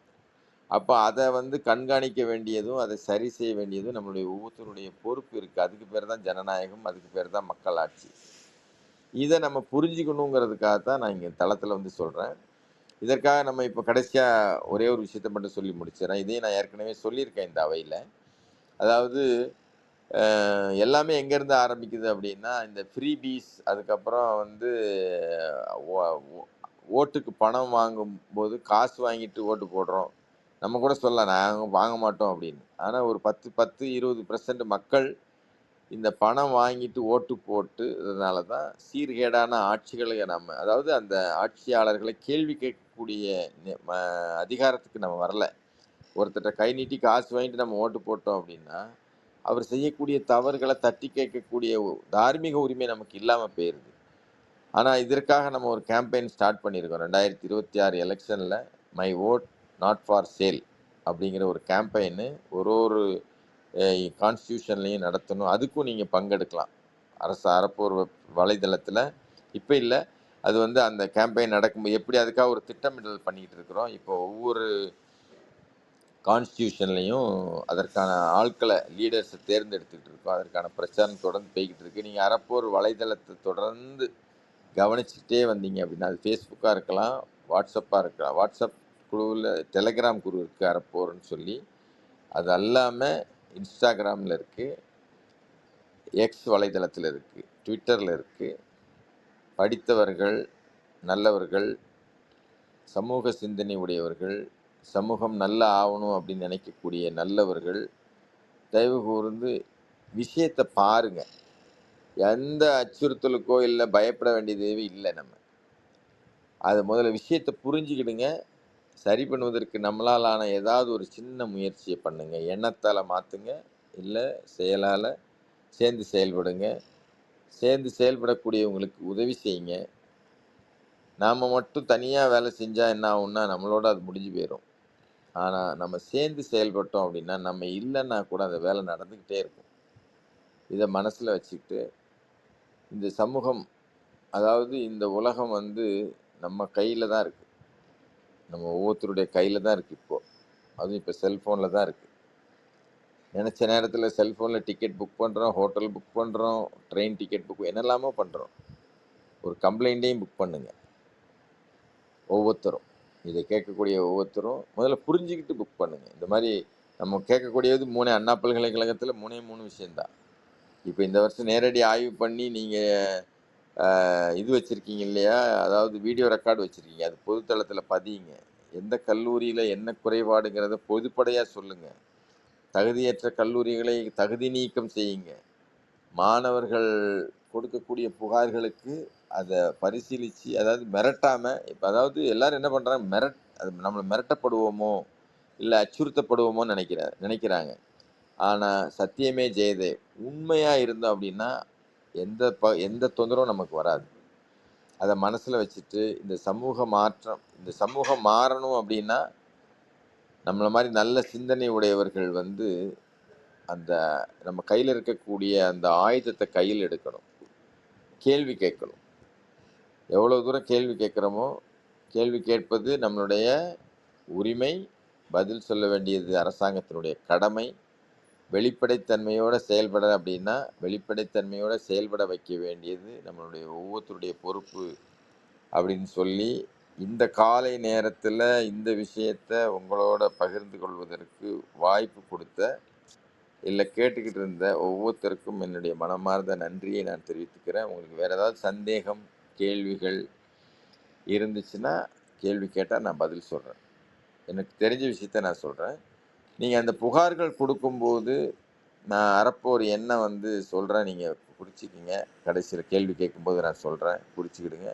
இல்லை contact@arappo.org அப்படிங்கிற எங்களுடைய மெயில் ஐடிக்கும் ஒரு காப்பி பண்ணுங்கள். ஒருவேளை நீங்கள் மெயில் அனுப்புகிறீங்க அப்படின்னு சொன்னால் வாட்ஸ்அப்பில் அனுப்பலாம், இல்லாட்டா மெயில் அனுப்பலாம். அதுவாது நாங்கள் தொகுத்துட்டு இருக்கிறோம் எவ்வளோ கம்ப்ளைண்ட் வருது அப்படின்னு சொல்லி. அதனால் இந்த செய்தியை கொண்டு போய் மற்றவங்களுக்கு சேர்க்கிறத ஒரு கடமையாக வச்சு. மகிழ்ச்சி. நன்றி. நன்றிங்க அன்பு சகோதரர். மிகவும் சிறப்பான ஒரு அற்புதமான பகிர்தலை அதிகாலை அன்பு பரிசாக வழங்கிய தருணங்களுக்காக சிலரங்க சொந்தங்களாகி அன்பு நண்பர்கள் ஒவ்வொருவருடனும் இணைந்து சரித்திரம் படைப்போம் தளம் தங்களுக்கு மனம் நிறைந்த நன்றிகளையும் வாழ்த்துக்களையும் பாராட்டுகளையும் பகிர்ந்து கொள்வதில் பெருமகிழ்வு கொள்கின்றது. அன்பிற்கினிய நண்பர்களே, நாம் அனைவரும் இணைந்திருப்பது சரித்திரம் படைப்போம் தளம். ஒவ்வொரு வாரமும் ஒவ்வொரு தொகுப்பு, ஒவ்வொரு நாளும் ஒவ்வொரு தலைப்பு, வார இறுதியில் சிறப்பு விருந்தினரின் அழைப்பு, ஞாயிறு தோறும் நமக்கான விடுப்பு என்ற அடிப்படையில் நமது தளம் இயங்கி வருகின்றது. அவ்வரிசையில் இந்த வாரம் முழுக்க எழிலி என்ற ஒரு அற்புதமான தொகுப்பின் கீழ் நமது சிந்தனைகளை செழுமைப்படுத்தி வருகின்றோம். இந்த எழிலி தொகுப்பில் இன்று நமது உரிமை அறிவோம் என்ற தொடர் நிகழ்வின் மற்றும் ஒரு அழகிய பாகத்தில் இன்று பொறியியல் கல்லூரிகளில் நடைபெறக்கூடிய சவால்கள் குறித்த பார்வையினை அன்பு சகோதரர் அரப்பூர் ஜாகிர் உசேன் அவர்கள் அற்புதமான சிறப்புரையாக அதிகாலை அன்பு பரிசாக நமக்கு வழங்கினார்கள். ஒவ்வொரு நாள் நிகழ்வுகளிலும் சரித்திரம் படைப்போம் தளத்தோடு இணைந்து பயணிக்க அன்புடன் வேண்டுகின்றோம். நாளை நமது தளத்தில் சிறப்பு விருந்தினராக நம்மிடையே பங்கேற்க இருப்பவர் பட்டிமன்ற பேச்சாளராக மற்றும் தமிழக அந்த தேர்வுகளுக்கான வகுப்புகளை தமிழகமெங்கும் எடுக்கக்கூடிய பணிக்கான தேர்வுகளை எடுக்கக்கூடிய அன்பு ஐயா ஜோசப் அவர்கள் நாளை நம்மிடையே சிறப்பு விருந்தினராக பங்கேற்று தமது வாழ்வியல் அனுபவங்களை நம்மோடு பகிர்ந்து கொள்ள இருக்கின்றார். ஒவ்வொரு நாள் நிகழ்வுகளிலும் இணைந்து பயணிப்போம். நமது வாழ்வியல் வழித்தடங்களை இன்னும் இன்னும் வளமைப்படுத்துவோம். இப்பொழுது நிகழ்வின் நெறியாண்மையை தொடரவும் முதன்மை கருத்தினை வழங்கிடவும் அன்பு சகோதரி சசிகலா அவர்களை அன்புடன் அழைக்கின்றோம். நன்றி. நன்றிங்க சகோதரர். ஜாகிர் ஹுசேன் ஐயாவோட உரை இன்னைக்கு ரொம்ப சிறப்பாக இருந்தது. அது இந்த காலகட்டத்துல நிறைய கல்வி சார்ந்து நிறைய தேடுதல் இருக்கிறப்ப அதுக்கு தகுந்த கல்லூரியை சூஸ் பண்றது மாணவர்கள் ரொம்பவே கஷ்டப்படுறாங்கங்கிறத நம்ம பார்க்குறோம். அது சார்ந்து நிறைய விழிப்புணர்வு கொடுத்தமைக்கு நன்றிங்கய்யா. வெப்சைட்டை வந்து கமெண்ட் பாக்ஸ்ல வந்து கேட்டிருக்காங்க. அந்த வெப்சைட்டை வந்து கொஞ்சம் என்னங்கிறது கொஞ்சம் தெரிவிங்க ஐயா.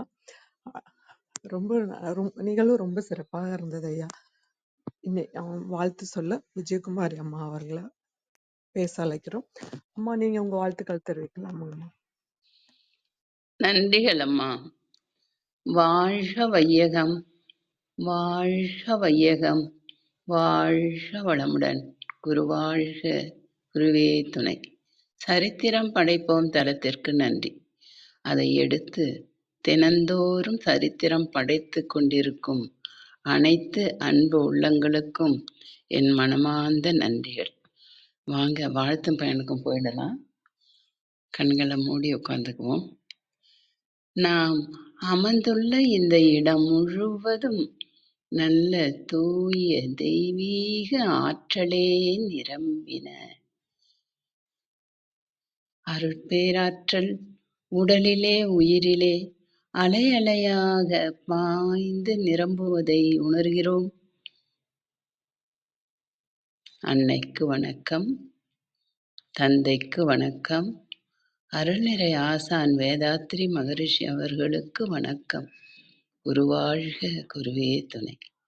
அருட்பேராற்றல் இரவும் பகலும் எல்லா நேரங்களிலும் எல்லா இடங்களிலும் எல்லா தொழில்களிலும் உறுதுணையாகவும் பாதுகாப்பாகவும் வழிநடத்தியாகவும் அமையுமாக.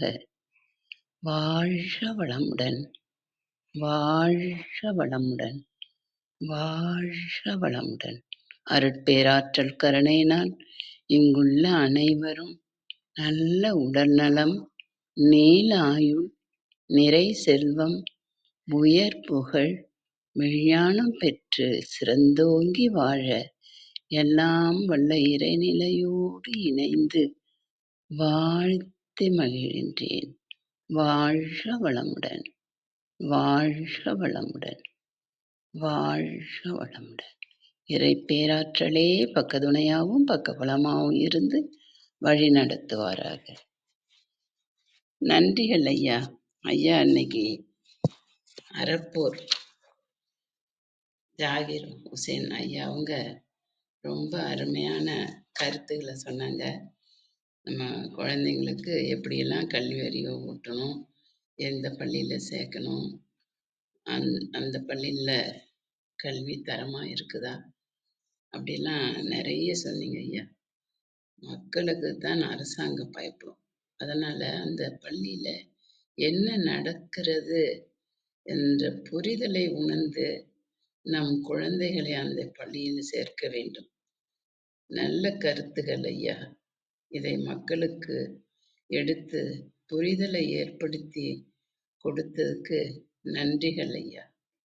மக்கள் இதை உணரணும், எதிர்ப்பு குரல் கொடுக்கணும், துணிந்து கேட்கணும். இந்த தப்புகளை ஒரு கை தட்டினால் ஓசை வராது, எல்லோரும் சேர்ந்து தட்டினால்தான் ஓசை வரும். இதை மக்களாகிய நாம் உணர்ந்து நடக்க வேண்டும். இதுதான் ஐயாவோட கோரிக்கை. அதை ஏற்று நடப்போம். நம் குழந்தைகளுக்கு நல்ல பள்ளி, தரமான ஆசிரியர்கள் பார்த்து அந்த பள்ளியில் சேர்த்து நம் குழந்தைகளுக்கு கல்வி அறிவை கொடுப்போம். இதை அவங்க எவ்வளோ ஒரு ஒரு பெரிய நன்கொடைன்னே சொல்லலாம். குழந்தைங்கள நம்ம வந்து போட்டி போட்டுட்டு எங்க இது நல்லா இருக்கு, ஃபீஸ் அதிகமாக கட்டினா அது நல்ல பள்ளின்னு நம்ம நினச்சிக்கிறோம். ஆனால் அங்கே உள்ள நடக்கிற அதை எல்லாமே ஐயா இப்போ தெளிவாக சொல்லிட்டாங்க. அதை புரிஞ்சு நம்ம நடக்கணும். அதான் ஐயாவோட கோரிக்கை. நன்றிகள் ஐயா. நீங்களும் உங்கள் குடும்பமும் உங்கள் இந்த அறப்போர் இதுவும் நல்ல உடல் நலம், நீலாயுள், நிறை செல்வம், உயர்ப்புகள், மெய்ஞானம் பெற்று சிறந்தோங்கி வாழ வாழ்த்தி மகிழ்கின்றேன். வாழ்க வளமுடன், வாழ்க வளமுடன், வாழ்க வளமுடன். நன்றிகள் ஐயா. நன்றிகள் அம்மா.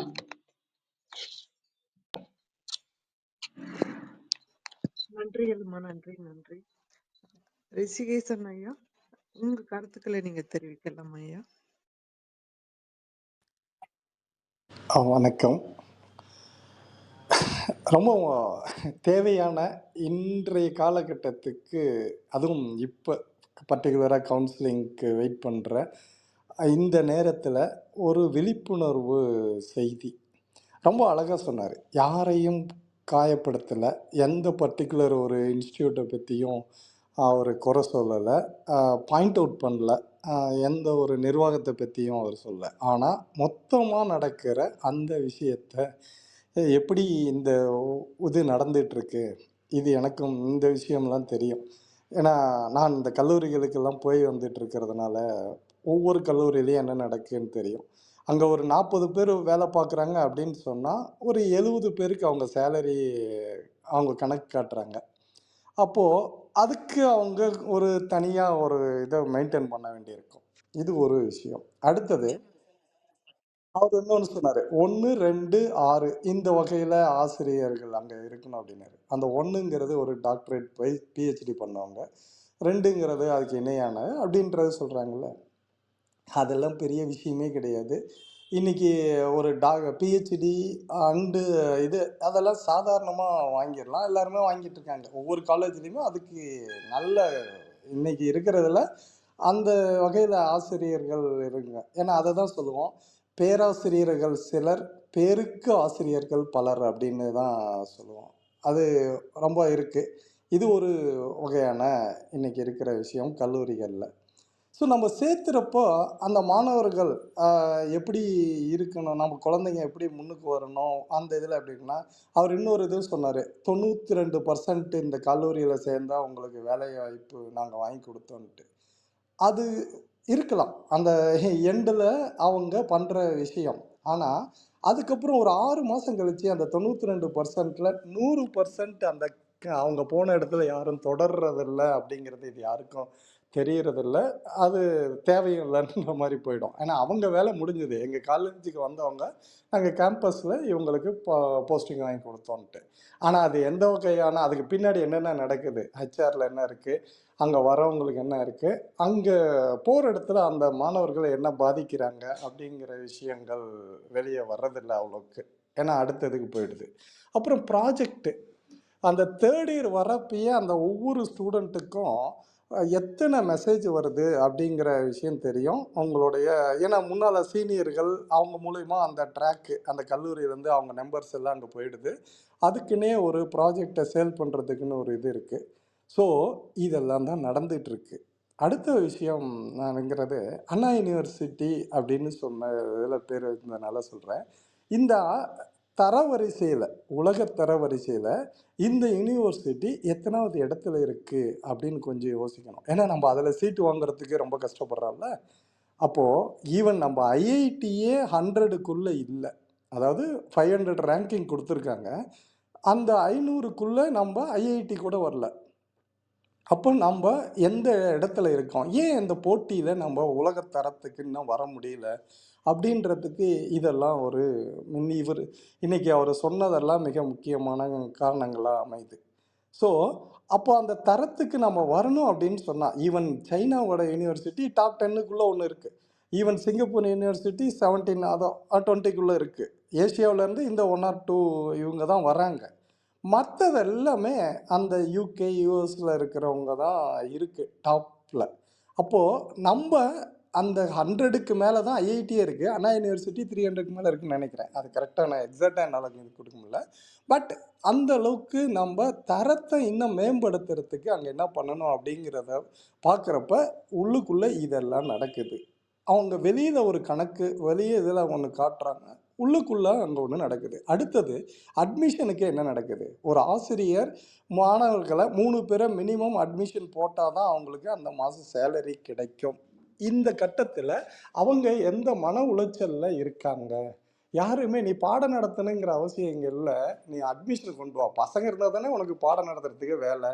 அப்போது அந்த நிர்வாகம் அந்த ஆசிரியர்களுக்கு கொடுக்குற அந்த மன உளைச்சல், அட்மிஷன் போட்டாகணும். அடுத்தது கன்சல்டன்ட், ஒவ்வொரு இடத்துலையும் எத்தனை மீட்டிங் போட்டிருக்காங்க ஒவ்வொரு கல்லூரியிலையும் அப்படின்னு பார்த்தோம்னா, அந்த புரோக்கர்ஸு அவங்களுக்கு ஒரு அட்மிஷனை கொண்டு வந்தால் அவங்களுக்கு 30,000 40,000 50,000 இந்த இதில் தான் இன்றைக்கி வியாபாரம் போய்கிட்டு இருக்குது. ஸோ இந்த கல்வி அப்படிங்கிறது ஒரு இதில் போட்டிருந்தான், under white collar criminals, educational mafia இவங்கக்கிட்ட தான் இருக்குது அப்படின்றத நான் சொல்லலை, இந்து பேப்பரில் வந்து ஆர்டிகல்ஸ் வச்சு சொல்கிறேன்.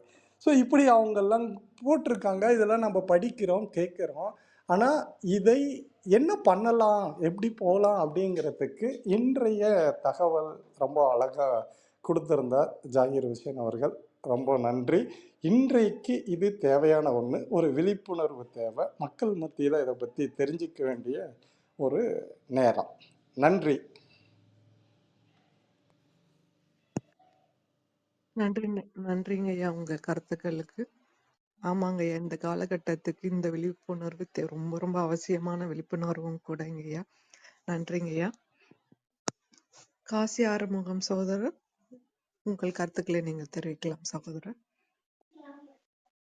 அனைவருக்கும் இனிய காலை வணக்கம். இன்னைக்கு ஐயாவோட உரை வந்து மிக்க பயனுள்ளதாக இருந்தது. எல்லாத்துக்குமே ஒரு முறை சார்ந்த ஒரு ஆர்கனைசேஷன் ஸ்ட்ரக்சர் இருக்குது எல்லாத்துக்குமே, எல்லா இதுக்குமே. ஆனால் அது பேரளவில் தான் வந்து வச்சுருக்கிறாங்க அந்த நிர்வாக முறைகள்லாம். ஆனால் அதில் எவ்வளோ பெரிய முறைகேடுகள் நடக்குது அப்படிங்கிறத யாருக்கும் தெரியாது, பொதுமக்களுக்கு தெரியாது. ஏன்னா அவங்கள வந்து பாதிக்கும் போது தான் வந்து அந்த பிரச்சனை பற்றி தெரியும். ஆனால் இந்த மாதிரி மேலோட்டமான இது நம்ம வந்து ஒரு கல்லூரியில் சேர்க்குறோம் அப்படிங்கிறத அந்த கல்லூரியோட பெயரை வச்சு சேர்த்துடுறோம். இல்லைன்னா அதில் ஏதாவது ஒரு தனித்துவம் இருக்குது அப்படின்னு நம்பப்படுறதுனால போய் சேர்த்துடுறோம். ஆனால் அது எப்படி செயல்படுது அப்படிங்கிறத யாருக்கும் தெரியாது. இன்னைக்கு ஐயா அவர்கள் சொன்ன அந்த 1 to 6 அப்படிங்கிற அந்த ஆசிரியர்களோட எப்படி இருக்கணும் அப்படிங்கிற அந்த முறை வந்து சொல்லியிருந்தாரு. அதை பார்த்துட்டு வந்து நீங்கள் இதுக்கப்புறம் சேருங்க, எத்தனை பேராசிரியர் இருக்காங்க, அங்கே ஆசிரியர்கள் எத்தனை பேர் இருக்காங்க, இதெல்லாம் வந்து நம்ம வந்து அதை தான் நம்ம பார்க்கணும். ஆனால் கல்லூரியோட மற்ற தரத்தை நம்ம பார்க்குறோம். ஆனால் உண்மையான இது வந்து அங்கே கல்வி தான், அது உண்மை, அதுதான் அதனோட மூல பொருளாக இருக்குது. ஆனால் அதை பற்றி நம்ம யாருமே வந்து எடுத்து பார்க்கறதில்ல. என்னென்ன வசதிகள் இருக்குது அங்கே அப்படிங்கிறத மாத்திரம் பார்த்துட்டு கல்லூரியில் சேர்க்குறோம். இதுக்கப்புறமாவது நம்ம பெற்றோர்கள் எல்லாமே நம்ம குழந்தைகளை வந்து இந்த மாதிரியான ஒரு இதெல்லாம் கரெக்டாக இருக்கா, முறைகள்லாம் கரெக்டாக இருக்கா அப்படின்னு பார்த்துட்டு அதுக்கேற்ற மாதிரி தான் நம்ம சேர்க்கணும் அப்படின்னு சொல்லியிருந்தாரு.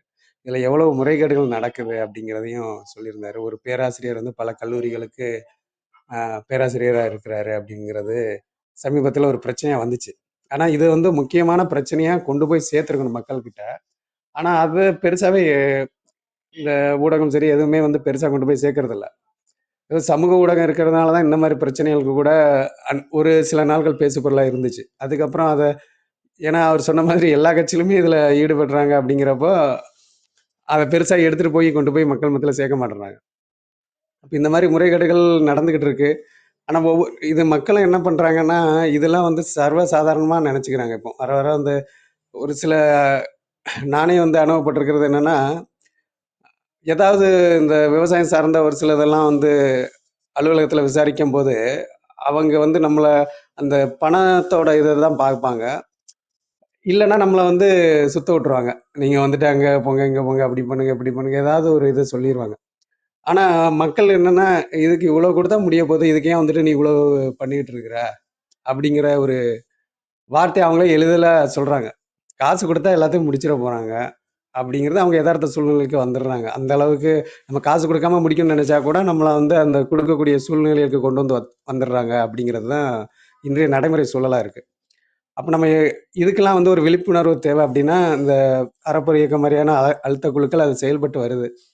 அப்ப நம்மளும் மக்களும் வந்து இப்போ போக போக கொஞ்சம் விழிப்புணர்வு வராங்க. எல்லாமே அவர் சொன்ன மாதிரி வந்து நீங்க மனு வந்து குடுத்துக்கிட்டே இருங்க. இப்ப முன்னாடி வந்து மனு வந்து நம்ம நேரடியா குடுப்போம். அது வந்து எண்ணிக்கைக்குள்ள வராது. இப்போ வந்து நம்மளுக்கு எல்லாமே வந்து இணையத்துல இருக்கு. அப்படி இணையத்துல இருக்கும்போது என்னன்னா, எல்லாமே கணக்குல வந்துரும். அப்போ ஒரு காலகட்டத்துல வந்து அது வந்து இவ்வளவு மனுக்கள் வந்து இன்னும் தீர்க்கப்படாம இருக்கு. பிரச்சனைகள் தீர்க்கப்படாம இருக்குன்ட்டு என்னைக்காவது ஒரு நாள் அது பூதாகரமா ஆகலாம். அதனால நம்மளோட முயற்சிய வந்து நம்ம பண்ணிக்கிட்டே இருக்கணும். ஏதாவது ஒரு பிரச்சனை அப்படின்னா, அத எப்படி மனு போடணும் அப்படிங்கிறது தெரிஞ்சுக்கிட்டு, அது மூலமா நம்ம போட்டா இப்ப எல்லாமே வந்து நம்ம நெட்ல போனோம்னா எல்லாமே எடுத்துறலாம். எடுத்துட்டு அதுக்கு ஏத்த மாரி நம்ம மனு போட்டு நம்ம பிரச்சனைய வந்து கொண்டு வரலாம். ஆனா இதெல்லாம் வந்து நம்ம பண்ணணுமா அப்படின்னு நினைக்க போய் தான் நம்மளுக்கு இவ்வளவு சிக்கல் வருது. அது மக்கள்கிட்டயும் வந்து அந்த விழிப்புணர்வு வரணும். நம்ம வந்து எல்லாமே எளிதில் கிடைக்கணும் அப்படின்னு நினைக்க தான் நம்மளுக்கு அந்த ஊழல்ங்கிற அந்த முறைகேடு எல்லாமே நடக்குது. ஐயா அவர்கள் நீங்க சொன்ன கருத்துக்கள் மிக நல்லா இருந்துச்சு. ஆ, இந்த மாதிரியான சேவை வந்து ஐயா தொடர்ந்து வராங்க. அவங்களுக்கு நம்மளது சிறந்தாழ்ந்த நன்றிகளை தெரிவித்துக் கொள்கிறேன். நன்றி.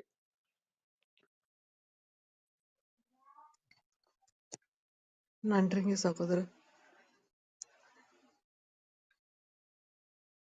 அ- நிகழ்வின் நிறைவு பகுதிக்கு வந்தாச்சு. வேறு யாரும் கருத்துக்கள் தெரிவிக்கிறது இருந்தா தெரிவிக்கலாம். இல்லைன்னா ஐயாவோட ஏற்புரைக்கு போகலாம். கேட்கும் தளத்தில் இருக்கவங்க மேல வந்து கருத்துக்கள் தெரிவிக்கணும்னா தெரிவிக்கலாம். இல்லைன்னா ஐயாவோட நிறைவு பகுதிக்கு போகலாம். ஜாகிர் ஹுசேன் ஐயா அவர்கள், நீங்க உங்களுடைய ஏற்புரைக்கு போகலாம் ஐயா. நன்றிம்மா. இல்லை, அதாவது 2 பேர் சொன்னாலும் ரொம்ப சிறப்பாக பின்னூட்டம் சொன்னாங்க. அதுவும் அவர் பேராசிரியரா இல்லை பேருக்கு ஆசிரியரா அப்படின்னு சொல்லி அந்த துறையில் அதை நமக்கு வந்து யாரையுமே, அதாவது பொதுவாக குற்றம் மட்டும் சொல்லிக்கிட்டே இருக்கிறது நம்மளுடைய வேலை கிடையாது. அந்த குற்றத்தை நம்ம வந்து அறப்போர் இயக்கம் எப்படி செயல்பட்டுக்கிட்டு இருக்கு அப்படின்னு சொன்னால், போகிற போக்கில் இது சரியில்லை அது சரியில்லை அப்படின்னு சொல்கிறது இல்லை. ஒரு விஷயம் சரியில்லைன்னா முதல்ல சரியில்லைங்கிறத சுட்டி காட்டுறது, அதற்கான தீர்வு என்ன, முதல்ல பிரச்சனை என்ன அப்படின்னு தெரிஞ்சுக்கிறது, அந்த பிரச்சனைக்கான தீர்வு என்ன அப்படிங்கிறத வல்லுநர்களோட இல்லை அதனுடைய எக்ஸ்பர்ட்ஸோட நம்ம வந்து கலந்து ஆலோசனை பண்ணி அதை தீர்வாக அரசாங்கத்துக்கும் சொல்கிறது, அந்த தீர்வை செயல்படுத்துகிற வரைக்கும் தொடர்ந்து ஃபாலோ பண்ணிகிட்டே இருக்கிறது.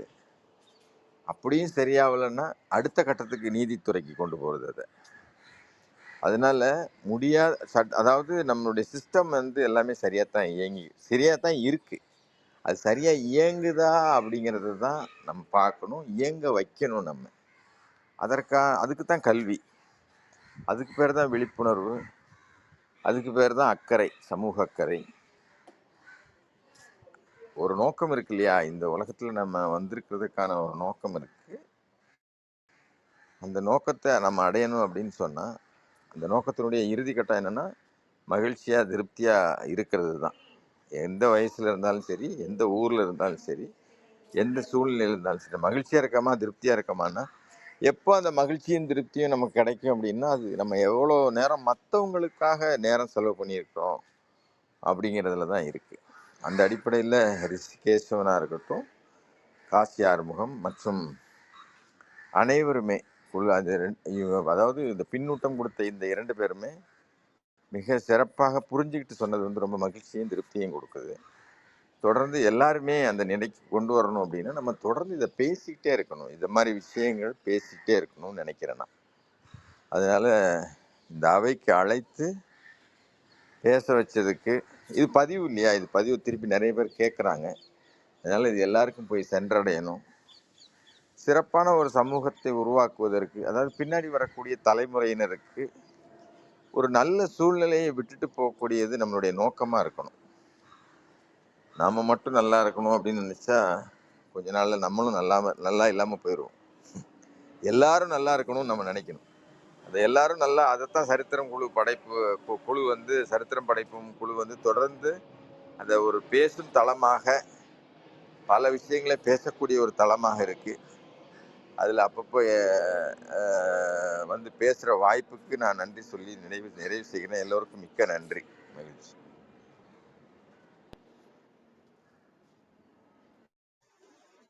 நன்றிங்க ஐயா, நன்றி. ஐயா சொல்லுவது போல் மகிழ்ச்சிங்கிறது பிறருக்காக எவ்வளவு நேரம் செலவு பண்றோங்கிறது தான் மகிழ்ச்சி. ஆமாங்க ஐயா, நன்றிங்க ஐயா, சிறந்த தகவல். நல்ல உணர்வான வார்த்தைகள் ஐயா, நன்றி. இன்றைய நிகழ்வு வந்து ரொம்ப சிறப்பாக இருந்தது. நல்ல விழிப்புணர்வு கருத்துக்களோட அவையை நிறைவு செய்வோம். இணைந்த அனைவருக்கும் நன்றி. கமெண்ட் பாக்ஸ்ல அருள் சேவர் அவர்கள் வந்து தகவல் தெரிவிச்சிருக்காங்க, அருமையான விழிப்புணர்வு தகவல்னு. அப்புறம் சவிதா மேம் வந்து வெப்சைட் கேட்டிருக்காங்க, அதுக்கு எல்லா தகவலுமே ஐயா கொடுத்துருக்காங்க. நன்றிங்க ஐயா. நிகழ்வு நிறைவு. 5, 4, 3, 2, 1. நன்று. வாழ்க வளமுடன்.